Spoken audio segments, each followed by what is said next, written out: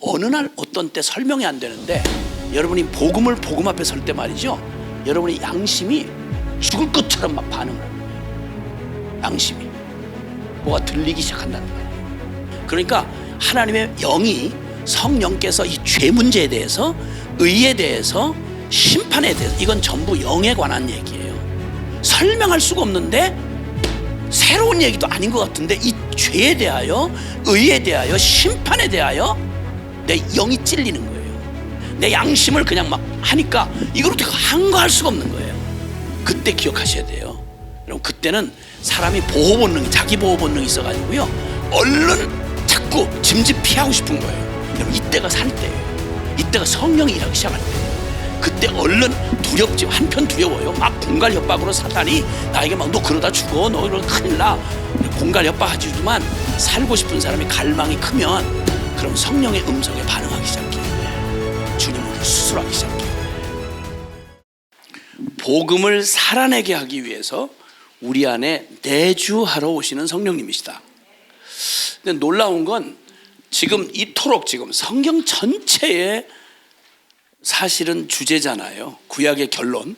왜 말씀대로 살 수 없나? 도대체 우리는 무슨 문제를 가지고 있는 건가? 도대체 어떤 복음이 필요한가? 라고 하는 주제를 계속 고민해, 그 역사 속에 계속 계시해 오시다가, 이거 처음부터 헷갈리지 않게 처음부터 사실은 분명하게 우리 첫날 이제 이미 말씀을 나눴습니다만은, 그 에덴 동산에서 하나님의 원형이 깨진, 그 원형이 깨지고 에덴에서 쫓겨나고, 그러니까 원래 우리에게 처음 주셨던 건 우리가 원래 행복 체질이에요. 그래서 인간은 다른 짐승과 다르게 인간은 그토록 행복에 목말라해요. 행복을 그렇게 추구해요. 파스칼이라는 사람의 말처럼 사람은 이 행복을 추구하는 목적 외에 어떤 것으로도 움직이지 않는다. 그럼 불행하려고 사람 애쓰는 사람 보셨어요?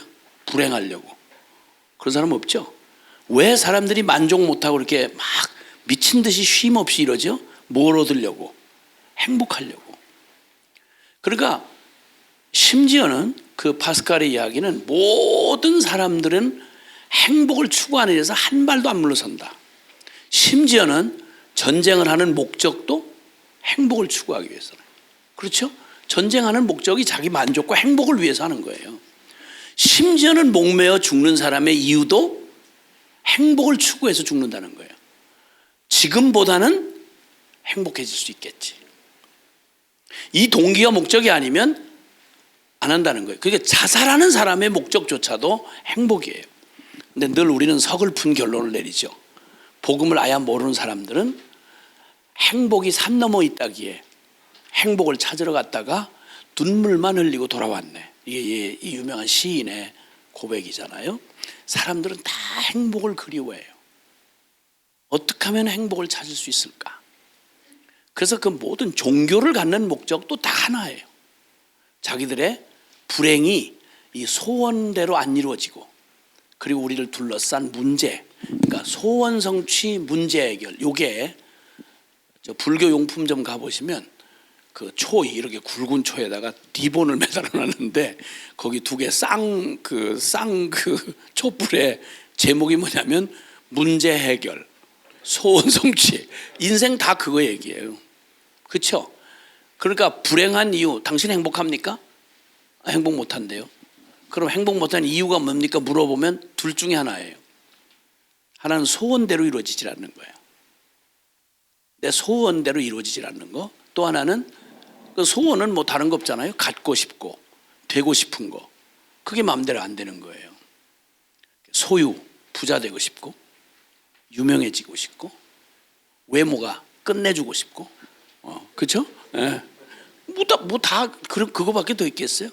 그 다음에 또 이제 그 문제는 뭐예요? 우리 둘러싸고 있는, 우리 모든 문제로 시작해서 문제로 죽잖아. 인생 사는 날 동안 문제 없는 날이 어디 있어요? 뭐가 이 문제 하나, 이 산 하나 넘고 나면 그 다음 산이 기다리고 있죠. 그냥 속색이던 남편 간신히 미친놈 진정시켜 놓으면 자식 새끼가 또 그러잖아요. 그렇죠? 아들 간신히 진정시켜놓으면 그 딸년이 그러잖아. 주여, 이 웬수들 그냥 아주 날 불행하려고 아주 작정을 하고 태어난 것들 이것들. 그래서 집안 간신히 다스려 놓으면 까닭도 없던 사돈의 팔촌이 와가지고 또 깽판 놓고 난리를 치잖아요. 그죠? 살만하면 사회가 또 내 생난장판을 치네. 이것도 저것도 아니면 또 온통 나라가 좌판이 우판이 생난리를 치네. 어느 것 하나도 무관할 수가 없어요. 그러니까 다른 거 없어요. 문제 해결, 소원성취, 이거 전부 육으로 살아가는 인생들이 부딪히면서 아, 이것 때문에 나 이렇게 불행한가? 이것 때문에 나 이렇게 목마른가? 이러는데 성경은 아니야. 넌 그런 존재가 아니야. 그래서 성경 시작하자마자 창세기 1장에서 먼저 하나님을 먼저 딱 제시해요. 그리고 하나님의 지음받은 인생이 에덴에서 지음받았고 에덴에 살게 됐고 행복의 동산이에요. 부족함이 없었어요. 거기는 소원과 문제 이게 있을 필요가 없는 곳이었어요. 그리고 인간에게 주어진 원래 원형은 하나님 떠나면 한순간도 살 수 없어요. 그래서 하나님 형상이에요. 하나님 형상.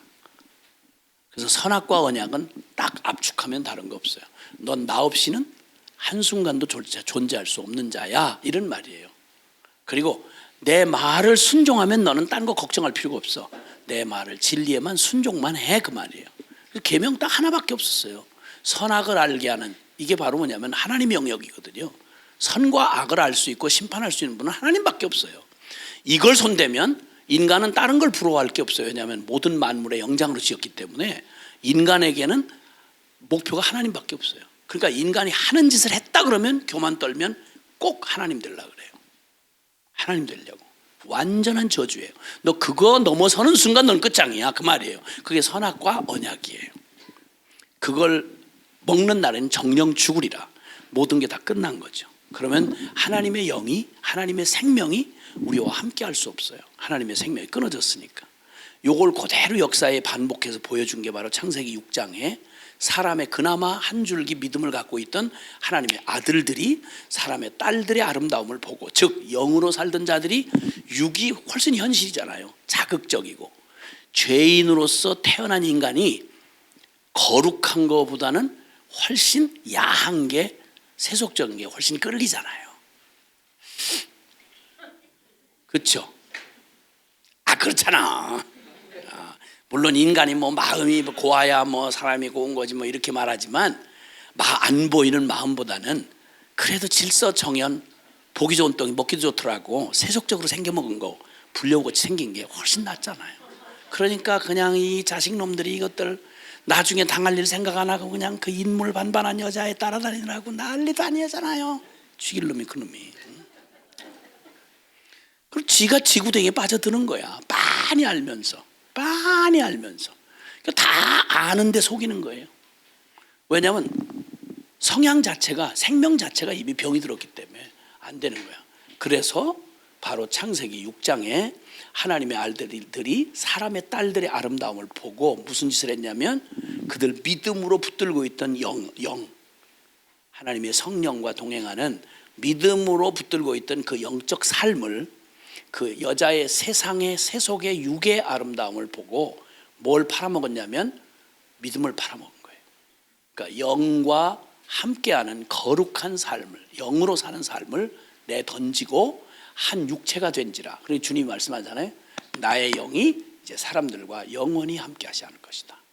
그리고는 곧바로 홍수 심판으로 내달려 버리는 거예요. 그냥 하나님의 영이 거두어지면 그러면 남은 건 없어요. 그냥 자멸이에요. 자멸. 인류 역사는 교회 없으면 자멸이에요. 그래서 하나님이 이 역사의 마지막 구명줄 같은, 등대 같은 이 교회를 생명줄 같이 남겨놓으시는 거예요. 이 역사가 하루가 더 연장될 가치가 있다면 교회가 있기 때문에. 그래서 교회가 사명 잃어버리면요, 교회 하나 부흥 못하고 실패하고 이런 게 아니고요, 무서운 심판을 받는 거예요. 교회의 사명이 그렇게도 중요한 거예요. 교회는 바로 저와 한 사람 한 사람 거듭난 주님의 백성들 아니겠어요? 근데 우리가 만약에 제대로 믿음대로 못 산다, 나만 못 사는 게 아니라 남까지 못 들어가게 천국문 가로막고 그리고 지옥 안내하는 사람이 되는 거예요. 내가 원하지 않아도. 그러니까 끔찍한 거예요. 살래 죽을래의 문제가 생긴 게 영적인 삶이에요. 이걸 언제 이걸 이렇게 감각이나 있어? 생각이나 있어? 그래서 예배당 간신히 나가지고 그냥 늘 그냥 그냥 모양만 무늬만 그냥 예수쟁이처럼 흉내내고, 냄새는 세속 육의 냄새, 세속 냄새가 풀풀 풍기는 교인들이 딱들 앉아가지고 모였다면 설교 시간 외에는 영적인 얘기를 할 줄도 몰라. 매냥 머리 볶은 얘기, 개 키운 얘기, 한 얘기, 전부 구역 예배 모여봤자 뭐 하는 얘기 뭐예요? 영적인 교제가 뭔지를 몰라요. 몰라. 그리고 밥을 얼마나 많이 먹는지 몰라. 교회 빠지지도 않고 먹어. 아주 얼마나 많이 먹는지 몰라. 살은 그냥 빽하게 올라가지고 건강관리를 얼마나 잘하는지 아주 왼수 같은 아주 진짜. 그런데 어쨌든 그래서 성경의 이 옛언약과 새 언약, 왜 옛언약으로는 안 되는지는 이미 누누이 설명했고, 그래서 주님이 우리에게 회복하시는 새 언약의 핵심은 복음을 살아내게 하기 위하여 내주하러 오시는 성령님. 그러면 가능한 거예요. 왜냐하면 성령이 우리의 영의 주인이 되셔서 복음을 사모하고 복음을 깨닫고 복음을 따라가고 복음이 능력을 주시고, 그래서 옆에 계셔도 안 돼. 우리 안에 계셔야 되는 거예요. 그래서 내주하신다. 여기서 성령이 오신 유일한 목적은 복음을 실제되게 하시기 위해 우리 안에 내주하러 오시는 성령님, 이것이 바로 성령을 보내신 유일한 성경의 결론이고 목적이에요. 아멘. 오해는 없으시기 바라요. 성령은 하나님이시기 때문에 하나님 그분으로서의 위상은 바뀐 적이 없어요. 창조하실 때도 아시겠지만 창세기 1장 2절에 하나님의 신은 수면에 운행하시니라. 그러므로 3등 하나님이 아니에요. 하나님은 똑같은 성부 하나님, 성자 하나님, 성령 하나님이 1, 2, 3등 하나님이 아니라 똑같은 하나님이세요. 그러니까 성령님을 함부로 우리가 파워나 능력이나 내가 이용할 어떤 능력이나 감흥이나 아니면 초월적인 기적, 은사를 주는 기적이나 이런 게 아니란 말이에요. 성령님은 완벽한 인격이세요. 그래서 성령 충만이란 말도 오해를 하지 말아야 될 건, 성령의 어떤 파워를 내가 이빠이 받아가지고 그냥 배터리 완전히 충전해가지고 막 불꽃이 팍 튀도록 막 어딜 가더니만 막 건드렸다만 불꽃이 팍 이런 배터리가 아니고, 성령님은, 성령 충만이라는 말은 내가 성령을 받아서 그 성령의 능력을 쓰는 상태를 말하는 게 아니고요. 거꾸로예요. 거꾸로. 완전히 내가 성령께 사로잡힌 상태를 성령 충만이라고 그러는 거예요. 아멘? 예. 그래서 은사라는 말도, 이 기프트라는 말도, 내가 박 집사는 당은 주고 나는 은사도 안 주고, 김 집사는 신유 은사 줬는데 나는 날마다 방언만 하고 주야 입장을 바꿔놓고. 옛날 나 기도원 다닐 때 별의별 귀신들이 많았어요. 하나님 앞에 막 협박 공갈하고 막 바위에서 굴러 떨어진다 그러고 뭐 기도 응답 안 해주면 나 이번에 바위에서 진짜 굴러 떨어졌어요. 바위에서 확 그냥 성질 부려가면서 그 신랑한테 하던 짓을 그대로 하나님한테 막 그러더라고요. 막 그런 육적인 그래서 성령님을 그냥 완전히 어디 다른 종교에서 다 있거든요. 막 이렇게 이 무아지경에 빠지는 뭐 이런 거. 교회 안에 와서 복음하고 아무런 상관없이 성령 이렇게 하면 사람 많이 모여요. 그렇게 해서. 그래서 모여서 헌금 나와서 예배당 지었어. 뭐 하자는 거예요? 축구 배고플 때는 그게 약발이 받아요. 근데 이제 더 이상 구할 게 별로 없는데 뭐 놀러 다니기도 바쁜데, 그다음 뭐 애가 타서 기도하겠어요? 전국에 2,000개가 넘는 기도원 중에 거의 대부분 문 닫았어요. 안 모여요. 왜 기도 안 하죠? 그때부터 먹고 살만해진가요? 아니요. 자식들은 그냥 정신병이 막 그냥 유행을 하고 세상이 이렇게 사악해지고, 기도를 하려고 치면 옛날은 단순했어요. 오히려 축구 배고프고 병들고 이거밖에 없었어. 지금은 진짜 뿌리까지 흔들리는, 지금 막 진짜 어려운 때거든요. 기도 안 해요. 기도 안 한다고. 어떻게 기도시킬 거예요? 이 배부른 교인들을. 기도운동 아무리 하고 전 교단적으로 뭐 총회장들 다 나서고 해도요, 저 월드컵 경기장에서 한번 그 전 교단적으로 차원을 했다가 빚졌어요. 국가 비상기도 하자고 하다가 25개 교단, 정통 교단 총회장님들 다 좌석에 나와 앉았는데 안 모여요, 안 모여요. 배부른데 미쳤어요. 손끝에 그냥 매냥 인터넷이 날마다 그냥 번쩍번쩍 왔다 갔다 왔다. 24시간을 그냥, 요즘엔 죽는 할머니 권사님들 기도 안 하다 죽어요. 테레비 보다 죽어. 심심할 사이가 없어. 심심할 사이가 없어. 저주도 이런 저주가 없어요. 이거 아니요, 영혼 없는 그냥 실체가 그냥 된 거예요. 사람이 제일 견디기 어려운 게 심심한 거 못 견디거든. 근데 요즘 심심해서 못 살 사람 없다니까.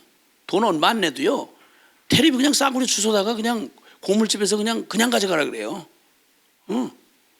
이만한 거 들어가서 살림사로 되는 거, 이거 큰 이런 스크린 갖다 놓고 줄만 연결하면 1,500만 뭐 그것만 주면 그냥 저절로 그냥 테레비 24시간 채널이 그냥 막 100개도 없는 채널을 막 노인들도 괜찮아요. 손가락에 힘만 있으면 그냥 리모컨 단추만 누르면 되니까. 그냥 계속 바뀌면서 은퇴한 장로님 들어앉아가지고 매년 골프 그거나 보고 앉았고, 나중에 그 하나님이 골프공 쳐내듯이 그냥 그 머리통 것도 쳐내시면 어떡할 거예요 그거? 무슨 신앙생활을 어떻게 했길래 은퇴만 하면 다들 무슨 졸업한 것처럼 천당 가지도 않은 사람들이, 은퇴한 목사님, 은퇴한 장로님들, 아니 사역하느라고 바빠서 기도 못했으면 그때야말로 기도할 때 아니야. 지금 나라가 이 꼴이고 교회가 이렇게 어려운데 기도 안 해요, 이 은퇴 권사님 장로님들. 그냥 뭐야, 우리 신앙은 도대체 뭐야 이거? 뭘 믿었다는 거야 도대체? 말도 아닌지. 이거 연구할 것도 없어요. 구약 이스라엘만 보면 지겹도록 나와요. 지겹도록 샘플로 다 보여주셨어요. 이스라엘 모습이 아니라 그게 내 모습이에요. 그게 우리의 영혼의 모습이라고.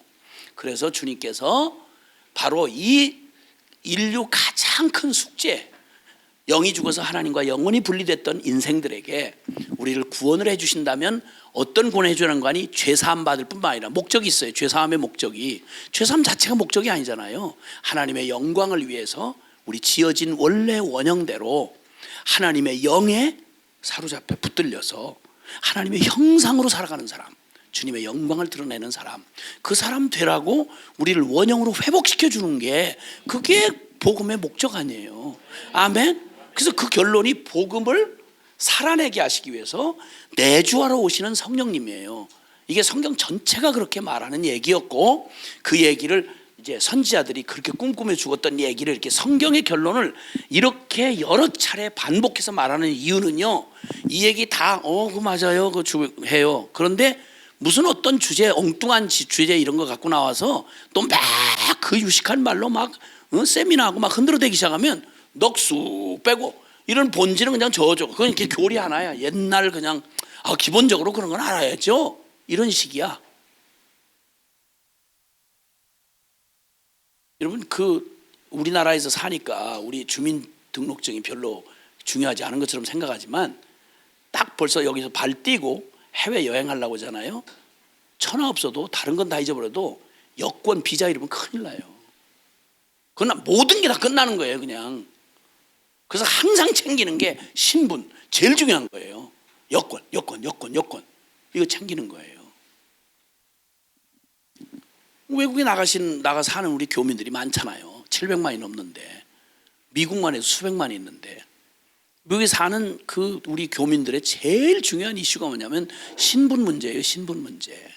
영주권, 비자, 이게 시민권 못 얻으면 끝이에요. 그건 그냥 그 다음에 아무리 거기서 성공하고 아무리 살고 싶고 뭐 별짓 다 해도 비자 안 나오면 불법 체류되는 거예요. 그냥 체포돼서 그냥 나가는 거예요. 강제로 추방당하면 모든 권리 얘기할 게 아무것도 없어요. 그럼 지금 복음에 관한 얘기는 그냥 중요하다, 뭐 교리 중에 중요하다, 이게 아니고요, 내 삶을 전부 지탱해주는 매일의 삶과 직결되어 있는 거예요. 아멘. 그러니까 정신 차리고 이 복음에 아주 깊이 뿌리를 내리고 예수 그리스도를 알되 그분 앞에 그분의 사랑의 깊이와 높이와 넓이와 길이가 어떠한지, 뿌리가 깊은 나무가 가물에도 시들지 않듯이 뿌리를 깊이, 이 복음에 깊이 뿌리를 내리고, 이 복음은 그냥 주어지는 복음이 아니라 성경의 결론이 지지해 줘야 되고, 그 성경의 결론이 예수님이 말씀해 주셔야 되는 거예요. 자, 그러면 이 중요한 주제에 대해서 예수님이 이걸 말하지 않을 리가 없잖아요. 그렇죠? 말세에 얼마나 영적으로 혼돈스러울 때가 올 거를 주님이 너무 아시고, 그렇다고 그러면 이게 이렇게 중요한 주제라면 반드시 복음을 살아내는 주체가 성령님이시고, 예수님의 십자가의 보혈의 공로를 통해서, 십자가 구속을 통해서 우리에게 이루신 게 바로 영이 죽었던 우리에게 거룩한 성령 하나님이 내 안에 영원토록 내주하시면서 복음을 살아내게 하시는 주체가 바로 성령님이시다. 이 주제를 주님이 얼마나 명확히 얘기하셨겠어요. 근데 내가 그렇게 기도원을 쫓아다니고 성령 하는데 현장에서 빠지질 않았는데, 놀랍게도 나는 이 진리를 한 번도 들어본 기억이 안 나요. 어떻게 이럴 수 있었을까? 어떻게 이럴 수 있었을까? 저는 열린 마음이었거든요. 어떤 무슨 결례를 가진 게 아니라 진짜 어린애 막 그냥 말 배우듯이, 난 안 못해서 믿게 된 사람이라서 그냥 가르쳐 주는 대로 믿었다고요. 다른 생각이 안 날 만큼 나 예수 믿고 예배당 들어와가지고 그냥 목사님이 하는 말, 그게 뭐 진리고 아니고 떠나서 성경 읽으라면 말릴 때까지 읽었어요, 성경을. 어떻게 집사가 매년 일하는 일도 안 하고 저 바깥에 그것도 안 하고 그냥 기도만 하고 있냐? 성경만 읽느냐? 말렸다고요. 저는 대부분 신앙생활을 목사님이 해주신 건 뭘 더해라 이런 말을 하지 않고, 저한테는 계속 너무 그렇지 말아라. 너만 예수 믿냐? 너무 지나치게 그러면 안 된다. 균형을 잡아라. 그리고 늘 말렸어요. 그래서 난 늘 누가 옆에서 내 신앙생활을 말리도록 열심히 했어요. 근데 그렇게 열심히 쫓아다니고 은혜를 사모하는데 한 10년 차쯤 되니까, 제가 안수집사 군번으로는 꽤 높은 사람이거든요. 왜냐하면 새파란 나이에 내가 안수집사가 됐으니까, 장로 시키려고 시골교회 일꾼이 없는데 그냥 이런 어떻게 뭐 돌연변이 같은 게 갑자기 옆치고 들어와가지고 막 젊은이가 막 난리를 치니까 목사님 너무 흐뭇하신 거야 이게. 교인 제적보다 청년 제적이 더 많았으니까 막 난리를 치고 뭐 이러니까 목사님도 신바람이 나가지고 막 이제 이렇게 목회할 재미가 있으셨지. 그러다 나는 일찍 안수집사를 시켰단 말이에요. 그리고 30 넘자마자 그냥 곧바로 장로를 시키려는데, 너무 새파란, 그때는 머리숱이 많았어요. 이제 새파란 게 장로를 시키려니 이게 좀 그런 거야. 그래서 차마 장로를 못 시키고, 그리고 피택 장로 이제 선택하려고 이러던 중에 저를 주의 종으로 불러내셨거든요. 그게 10년 만이었어요. 10년 만에 할 수 있는 만큼 최선을 다하다가 제가 덜컥 주저앉은 게, 은혜도 분명히 뭐 더 바랄 거 없고 천국 소망에 은혜 충만한데, 근데 내 영적인 슬픔이 생기기 시작했어요. 영적인 슬픔. 예수를 알아가면 알아갈수록, 성경을 깊이 알면 알수록 내가 막 이렇게 부지런 떨고 열심히 교회 봉사하고 이거 가지고는 하나님이 기쁘시게 할 수 있는 게 아니라는 걸, 이것 가지고는 아니라는 걸 알겠어요. 뭐냐면 내 속사람이 변화돼서 예수님을 닮아야 되겠다는 걸 알겠는 거예요. 성경을 읽어보니까. 근데 그건 안 되는 거예요. 못하는 금식을 해도, 그렇게 성경 붙들고 해도. 어떻게 해야 되느냐고 기도원에 쫓아가서 어렵게 상담이라도 한번 하려고 그러면, 고작 돌아오는 목사님들의 상담은 뭐냐면 너무 그러지 말라는 거예요. 너 그 과잉 충성이 되는 거예요. 사람이 어떻게 육신이 있고 살면서 말씀대로 살 수 있냐 이거예요. 여러분 많이 들어보셨죠? 근데 성경에 그 말을 지지해 주던가요? 난 성경 하나 붙들고 사는데 성경은 그렇게 말을 안 해요. 그런데 어떻게 성경대로 살 수 있느냐는 거예요. 그리고는 나는 보수 정통 진리 말씀 중심주의 오만파이 자랐거든. 말씀 이렇게 하는 데서.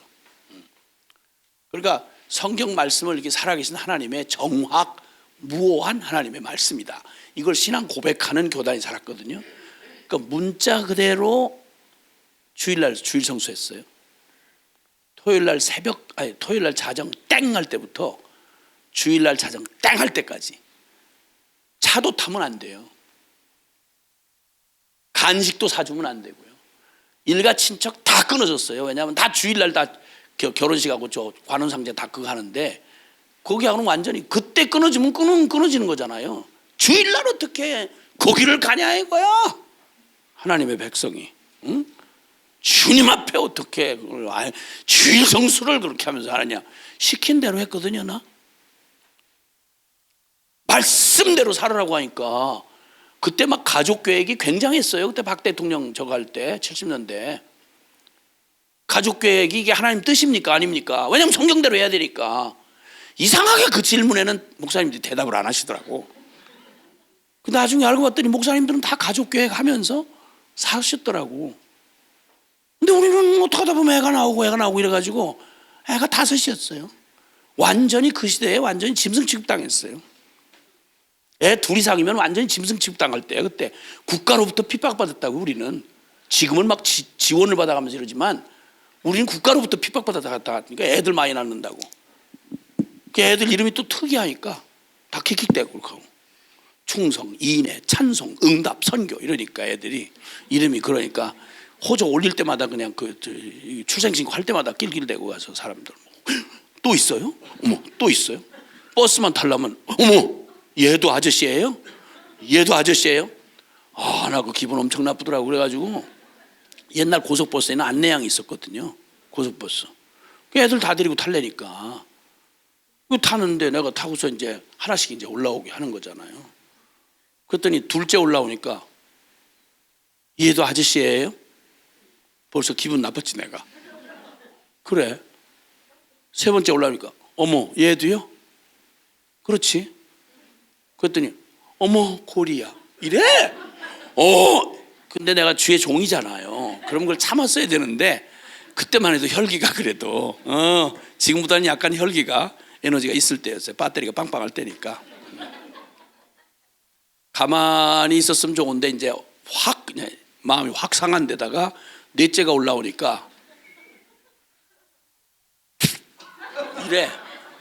그네가 이봐 이 아가씨야, 내가 너 보고 젖주라고 그랬어? 너 보고 젖주라고 그랬어? 키우라고 그랬어? 아니 고리 아프면 내가 아파야지 왜 네가 아파? 이랬더니 기사가 막 이제 긴장을 운전석에 앉아있다가 막 그냥 쫓아나가지고 죄송합니다 이거 똑바로 들어 이거 이 회사 이거 계속하고 싶어 이거? 이러고 제일 앞자리 운전수 뒷자리에 앉아서 혈기를 부릴 때까지는 괜찮잖아요. 기도를 해야 되는데 그럼 나 예수 믿는 사람 알 거 아니야. 아 참 별의별 뭐 하다가 그 서름이 다시 튀어나와서 지금 아무 상관없는 얘기를 지금 하고 있죠. 뭐 하다가 이렇게 애기 얘기 나와. 말씀대로 하다 그랬다고 그랬잖아요. 근데 그렇게 말씀대로 순종하라고 해놓고는 말씀대로 중요한 결정적인 순간에 가면 가족계획 하는 게 하나님 말씀대로입니까 아닙니까? 나는 아무리 봐도 가족계획 하라는 것보다는 생긴 대로 나라는 게 성경의 대부분 그 분위기거든요. 근데 그럴 때는 입 싹 씻으시고 그럼 나중에 알고 보면 자기들은 다 알아서 조절해서 살더라고. 안락하게. 나는 시키는 대로 했으니까 애가 5이고 물론 후회는 안 해요. 덜 난 게 한이지. 후회는 안 하는데 무슨 말이냐면 그렇게 말씀하는 곳에서 자랐는데 이 말씀을 읽으면서 어떻게 이 중요한 결론 같은 얘기를 어떻게 안 가르쳐 주지? 그러니 대강 사는 사람 같은 모르는데 나는 목숨 걸었거든요. 난 무소유로 살았죠. 애 다 선교사로 다 바쳤죠. 내 인생 누가 책임지는 거예요 이거. 진짜 내가 하나님 안 믿었더라면 완전히 사기당한 거예요. 이런 책임감이 없어 말씀 전하는 사람들이. 다들 알아서 자기가 조절해서 살지만 그중에 나 같은 사람이 있단 말이에요. 목숨 걸고 이거 사느냐 죽느냐고 목숨 가르쳐 주는 대로 난 목숨 걸고 거기다 순종하고 있는데 이 무책임한 얘기를 어떻게 이렇게 양심 없이 이렇게 할 수 있냐 말이에요.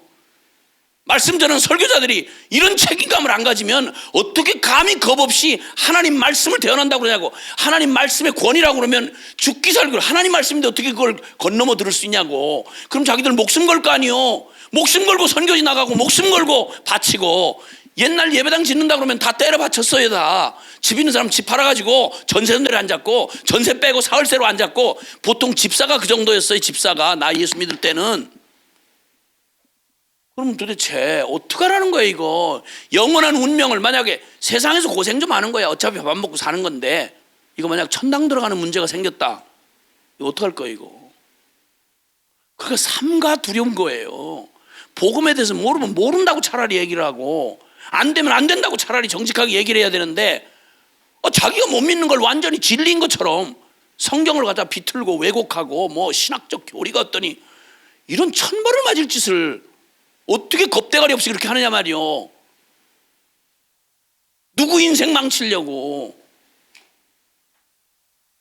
성경 읽으면 가슴이 섬뜩섬뜩한 얘기 많잖아요.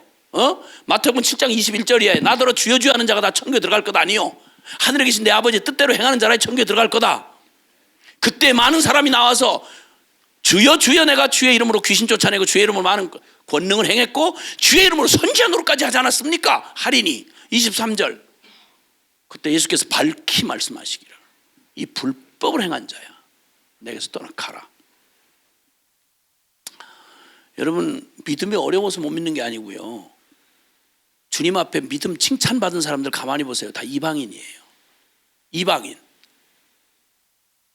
이방인 백부장의 믿음을 칭찬하시면서 주님이 말씀만 하옵소서, 내가 듣기에 당신 하나님 아들이라는데, 아니 로마 황제도 백부장이 나한테 온다 그러면 나 심장 터져 죽을 일인데, 당신 하나님 아들이라는데 병 고쳐달란다고 집 쪽 오시다니, 이게 무슨 말이에요? 나 감당 못합니다. 말씀만 해주세요. 주님이 얼마나 기뻐하시든지 이 같은 믿음을 어디서는 못 봤다? 이스라엘 중에서는 못 봤다 이거예요. 주여 주여 하는 놈들에서는 못 봤다 이거예요. 이거 뭐 하는 거예요 도대체? 언제까지 이 짓을 계속할 거냐고. 누구를 속이는 거예요? 내 영혼 속이고, 하나님 앞에 만약에 이 부도 맞은 믿음 가지고 나중에 팽당하면 이걸 어떡할 거예요? 이거 영원한 문제인데. 수로보니게 여인의 믿음을 보시면서 그 믿음을 그렇게 칭찬하시고, 이방 여인을. 근데 전부 믿음 없다고 책망받고 외식한다고 그냥 독사이 자식들아 회칠한 무덤아 이렇게 했던 사람은 바리새인들이었어요. 서기관들이고. 그러니까 정신 바짝 차려야 되는데, 그런데 세상에 이 중요한 핵심 중에 핵심인 성령에 관한 진리를 어떻게 그렇게, 정확하게 들어본 예가 별로 없다니까요. 그 알려진 뭐 강사들 뭐 이렇게 해서 은혜 받으러 가서 그 많은 얘기, 그 뭐 다 체험을 중심으로 얘기를 하니까 성령론처럼 그렇게 복잡한 게 없어요. 책을 읽어봐도 책마다 달라요. 근데 그렇게 과연 복잡한 거면, 이렇게 중요한 주제를 그렇게 복잡하면 누가 제대로 믿을 놈이 있겠어요? 주님이 정말 그런 분일까요? 아니요. 대학원 나온 박사학위 가졌다고 엄마가 3살짜리 딸한테 못 알아듣는 얘기를 대학 수준으로, 대학 강의 수준으로 말하겠어요? 미친 여자 아닌다면은. 아이가 가장 알아들을 수 있는 말로, 아이의 눈높이로, 중요한 진리고 중요한 지침일수록 아이가 알아듣고 붙잡을 수 있도록 말해줄 거 아니겠어요? 그러면 지금까지 이 얘기의 모든 결론에 복음을 살아내려면 그 핵심이 바로 뭐냐? 심지어는 예수님의 구원 사역도요, 사실은 이 결론을 얻게 하시려고 새 언약의 중보가 되셨다, 이렇게 성경이 표현하는 거 알고 계세요? 그 말이 있다고요, 히브리서에. 이따 보여드리겠지만. 자, 그러면 흥분 그만하고, 그리고 이제 예수님이 과연 이 주제에 대해서, 예수님이 과연 말씀을 알아듣도록 분명히 헷갈리지 않도록 말씀해 주셨겠느냐? 당연히 그것도 유언하시는 자리에서, 못 박히시기 바로 전날 목요일 날 밤 한 장소에서 반복해서 말씀하셨어요. 그것만 찾아볼 거예요. 자, 요한복음. 자, 예수 그리스도가 증언하신 바로 이 결정적인 진리 말입니다. 이 얘기에 대해서, 이 주제에 대해서 복음과 성령에 관하여 어떻게 말씀하셨는지 잘 보시고 이 성경 구절을 암송해 놓으세요. 그래야 안 속아요. 너무 교활하고요, 너무 미묘해서 사람들 웬만해가지고 정신 차리기 어려워요. 제가 경험해 봤잖아요. 제가. 자, 요한복음 14장 찾으셨으면 16절에서 18절 말씀을 먼저 읽는데, 요 말씀은 예수님이 십자가에 못 박히시기 바로 전날 밤 하신 말씀이에요. 자, 요한복음 14장 찾으셨으면 16절부터 18절까지인데요. 시작. 내가 아버지께 구하겠으니 그가 또 다른 보혜사를 너에게 주사 영원토록 너희와 함께 있게 하리니 그는 진리의 영이라. 세상은 능히 그를 받지 못하나니 이는 그를 보지도 못하고 알지도 못함이라. 그러나 너희는 그를 아나니 그는 너희와 함께 거하시며 또 너희 속에 계시겠음이라. 내가 너희를 고아와 같이 버려두지 아니하고 너희에게로 오리라. 아멘. 아멘. 자, 예수님께서 내가 다른 보혜사를 너에게 보내주겠다 할 때 이 단어, 이 다른이라고 하는 건 원어상 너무나 똑같은 동질, 똑같은 질에 똑같은데 분명히 다른, 이걸 표현하는 거예요. 그래서 여기 다른 보혜사라고 그러면 그 다른 보혜사가 있다는 말 아니에요. 원래 보혜사가, 여기서는 그 보혜사가 예수님인 거예요. 그 예수님도 보혜사인데 예수님과 똑같지만 그러나 다른 보혜사, 즉 성령님을 말하는 거예요. 보혜사 성령을 너에게 보내시겠다. 그래서 너에게 주사, 내가 아버지께 구하는데 예수님이 구할 자격을 갖추시는 건 바로 십자가의 복음을 완성하셔야 돼요. 그래야 구약에 얘기했던 새 언약의 핵심인 바로 내주하러 오시는 성령님이 우리의 심령 안에 오셔도 문제가 안 되는 건, 우리 죄 문제가 해결 안 된 채로 거룩한 주님이 오시잖아요. 우리 심판이에요. 그냥 죽어요. 그러니까 철저한 전제 조건이 뭐냐면 성령님이 내주하러 오시려면 나의 존재, 생명 안에 있는 죄 문제가 해결이 돼야 돼요. 그러니까 그건 십자가의 구속이 복음이 전제되지 않고 성령 말할 수 없단 말이에요. 그 얘기예요. 그래서 내가 아버지께 구하겠다. 왜 아버지께 구하겠느냐? 이 아버지께 지금 아버지 지금 됐습니다. 지금 약속대로 아버지의 원대로 보혜사 성령님을 저들에게 내주하러 보내실 때입니다 라고 말할 수 있는 키를 가지고 계신 분이 예수 그리스도예요. 왜냐하면 그분이 구속을 완성 안 하시면 불가능한 거예요. 그래서 주님께서 얘기하시잖아요. 십자가에서 마지막 선포하시잖아요. 다 이루었다고. 다 이루었다고. 그 복음의 어느 하나도 빠지면 안 돼요. 완벽한 구원을 주시려면 완벽한 구주가 되셔야 되고 완벽한 구원 사역이 이루어져야 돼요. 그래서 그렇게 되면 내가 또 다른 보혜사를 너희에게 주사, 목적이 뭐예요? 영원토록 너희와 함께 있게 하시려고. 잘 들어보세요.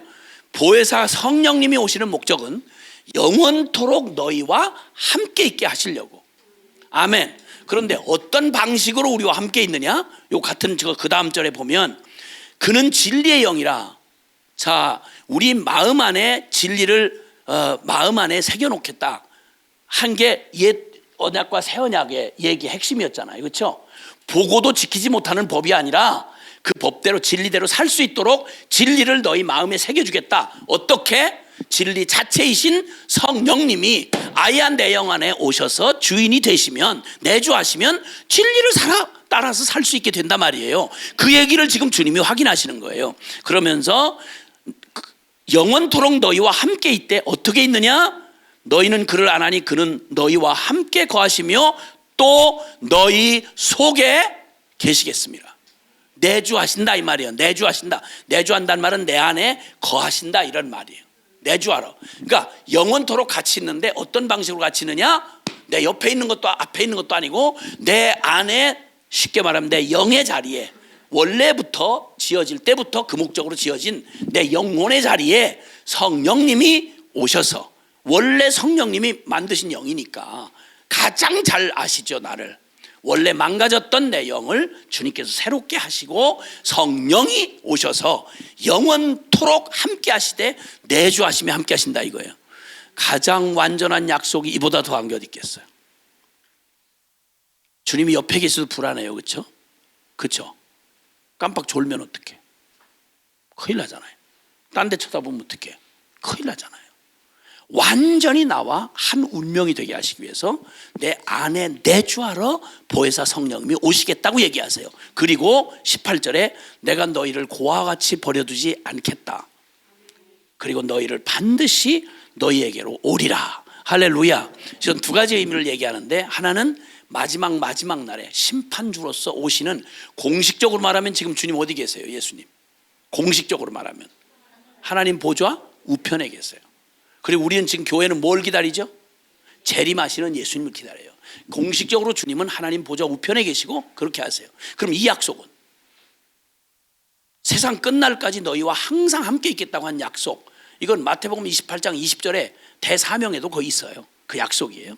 그리고 여기서도 내 너희를 고와 같이 버려두지 않고 너희와 함께하기 위해서 다시 오겠다라고 말씀하세요.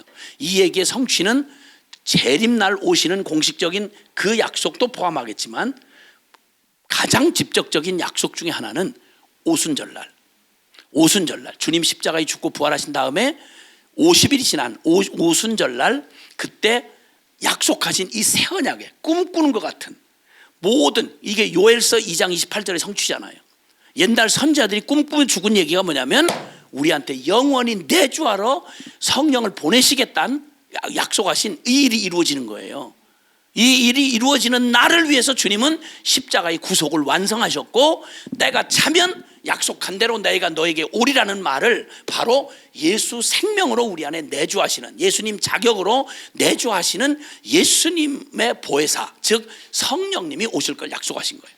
그걸 공식적으로 역사 속에 드러내신 게 뭐 비슷한 체험, 충만 이런 건 많이 반복될 수 있겠지만, 역사적인 의미로 예수님이 십자가의 구속을 완성하신 날이 단 하루 한 번이듯이 성령이 내주하러 오시는 성령을 온전히 역사 속에 성취하신 날, 그때를 우리는 신약교회의 시작으로 봐요. 그때를. 그날은 두 번, 세 번 반복될 날이 아니라, 그 의미에 있어서는, 현상에 있어서는 그런 충만이나 이런 것들은 반복될 수 있겠지만, 그 역사적인 성취의 그날은 예수님의 십자가에 못 박히신 그날이 하루 정해져 있듯이, 성령님 오신 그날이 오순절날 바로 그날이에요.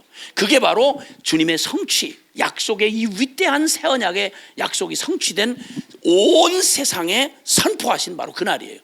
사람이 사는 건 결혼식 날만 부부 생활하지 않잖아요. 죽을 때까지 부부로 살지만 결혼식 날을 지정해서 그날을 하루로 정하는 것처럼, 바로 성령님이 보혜사로 영원히 우리와 함께 있기 위해서 그렇게 오시는 날 주님이 약속하셨어요. 너무도 분명하죠? 내주하러 오시는 보혜사. 보혜사라는 말은 뭐 여러 가지 있겠지만, 돕는다, 카운슬러다. 그래서 엄마처럼, 아이를 키우는 엄마처럼 보혜사가 옆에서 늘 가르쳐주고 붙들어주고 지켜주고 상담해주고 안내해주고, 종합적인 진짜 말 그대로 보혜사예요.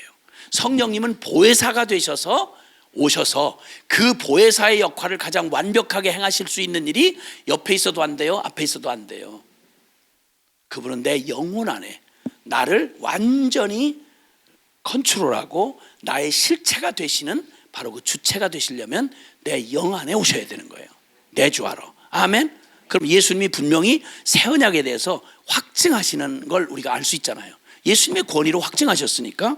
자 이렇게 말씀하시면서 고와 같이 버려두지 않고 너에게로 오겠다라고 약속하셨어요.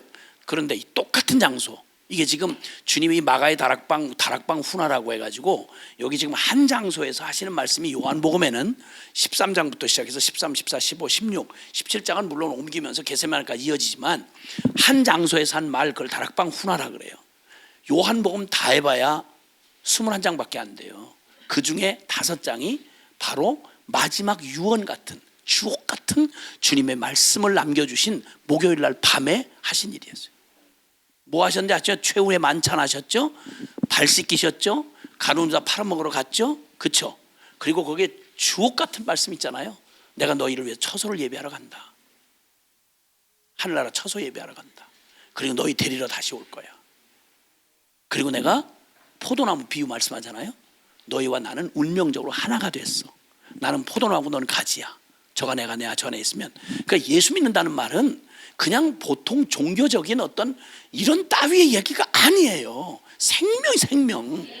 이 주옥 같은 약속을 말씀을 하시는 거예요. 그 언약을, 영원히 변하지 않을 언약을 얘기하세요. 근데 그걸 어떻게 그 기가 막힌 축복을 우리가 누리게 하느냐? 그 핵심이 바로 복음을 살아내기 위해서 우리 안에 보혜사로 내주하러 오시는 성령님 때문에 가능하다는 거예요. 아멘. 자, 그러면 그 얘기를 가지고 또 주님이 같은 장소에서 하신 말씀이에요. 15장 26절 보세요. 성령에 관한 말씀에 대해서 한 장소에서 또 말씀. 이게 마지막 때 어떤 혼돈으로 우리를 속일지를 아시기 때문에 아주 누구도 빼도 박도 못하도록 정확하게 말씀하셨어요. 15장 26절 시작. 내가 아버지께로부터 너희에게 보낼 보혜사 곧 아버지께로부터 나오시는 진리의 성령이 오실 때에 그가 나를 증언하실 것이요. 아멘. 아멘. 자, 이제 성령님이 다른 보혜사로서, 예수님이 보혜사인데 예수님과 똑같은 보혜사로서 영으로서 우리 안에 오셔서 내주하려면 성령님이 감당을 하셔야 되는 거예요. 그래서 예수님과 똑같은 자격과 예수님의 이름으로, 그래서 성령님은요, 이 혼돈하시지 않기 위해서 기억해야 될 건, 성령은 이렇게 보통 우리가 이해를 해요. 자, 성부 시대 지나고 성자 시대 지나고 이제 성령 시대의 말세가 왔다, 이러고 이제 주로 성령에 관한 아주 관심이 깊으신 분들이 주로 하는 말이거든요. 그런 얘기는 구도상 잘못됐어요. 성경을 그런 식으로 보면 안 돼요. 구약은 율법이고 신약은 은혜다, 이거 무식한 얘기예요. 표면상은 그렇게 보여요. 그러나 누누이 말했지만 구약이 복음이에요. 왜냐하면 구약의 하나님과 신약의 하나님은 다를 리가 없잖아. 구약에도 이미 복음의 결론이 나와 있어요.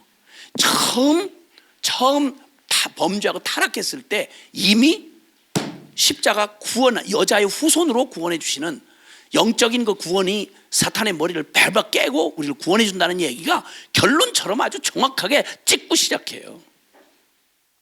노아 홍수 때 죽는 그 시대의 특징이 뭐냐면, 하나님의 백성들이 타락해서 하나님의 영이 그들과 영원히 떠나서 그들이 육체가 된지라, 이미 그때 다 성령 얘기하셨고요. 그때 복음 다 은혜의 복음 얘기하셨어요. 구약은 철저하게 은혜의 복음이에요. 아멘. 율법은 목적 주실 때부터가 목적이 정확했고요. 얼마나 우리가 은혜가 필요한지, 얼마나 값없이 구원해 주시는 하나님의 일방적 십자가의 구원이 필요한지를 구약보다 그렇게 생생하고 실제적으로 말할 수가 없어요. 그 구약을 배경으로 진리의 결론을 가지고 우리에게 딱 정해진 결론 난 문장으로 결론을 이렇게 심어주어서 그렇지, 똑같은 내용이 구약의 얘기예요. 그래서 구약도 복음이에요. 은혜의 복음이고요. 할렐루야. 마찬가지로 성령에 관한 것도 얘기가 마찬가지예요. 근데 여기 기억해야 될 건, 성령님은 혼돈 없이 지금 성령 시대를 구가하기 위해서 그런 게 아니라, 예수님의 십자가 구속이 이루어지지 않고 복음이 없다면 성령이 하실 수 있는 일이, 우리를 위해서 할 수 있는 일은 없어요. 그래서 철저히 복음과 성령은 반드시 서로 상호관계가 아니고는 불가능해요. 그리고 혼돈이 없게 하시려고 성령님은 절대 지금은 성령 시대다, 이렇게 성령님 자신의 깃발을 드러내고 성령님 자신을 드러내지 않아요. 성령의 하신 일이냐 악령이 한 일이냐를 구분할 때요, 제일 중요한 게 뭐냐면, 성령이 하시는 일에는 반드시 예수 그리스도가 드러나요. 십자가 복음이 드러나요. 그게 영적인 건 현상으로는 절대 구분 안 돼요. 이런 현상은 다른 종교에도 많거든요. 현상으로는 절대 구분이 안 돼요. 근데 그 결과, 열매로 봐야 돼요. 그래서 성령의 역사는 반드시, 지금부터 읽는 성경 구절을 잘 보세요. 여기 뭐라고 말하죠? 내가 아버지께로부터 너희에게 보낼 보혜사. 보혜사 성령님이 우리에게 오시는 게 성령님 뜻대로 오십니까? 이 주체가 누구예요? 성령님이에요? 예수님이에요? 예, 내가, 지금 예수님 그래요. 주어가 예수님이에요. 내가 아버지께로부터 이제 복음을 완성하고 허락을 받아서 아버지께로부터 너희에게 보낼 보혜사. 그러니까 보혜사 성령님은 자의로 우리에게 오시지 않아요. 예수님의 뜻에 의해서, 예수님의 주권에 의해서 우리에게 오시는 거예요. 아멘. 그러니까 예수님의 자격과 예수님의 사역을 위해서 오시는 거예요. 성령님은 혼돈이 없어야 돼요. 왜냐하면 복음은 다른 복음 필요하지 않잖아요. 오직 하나의 복음만 필요하잖아요. 그 복음이 온전히 믿고 그 복음을 누리고, 복음의 내용은 다른 내용은 필요 없어요.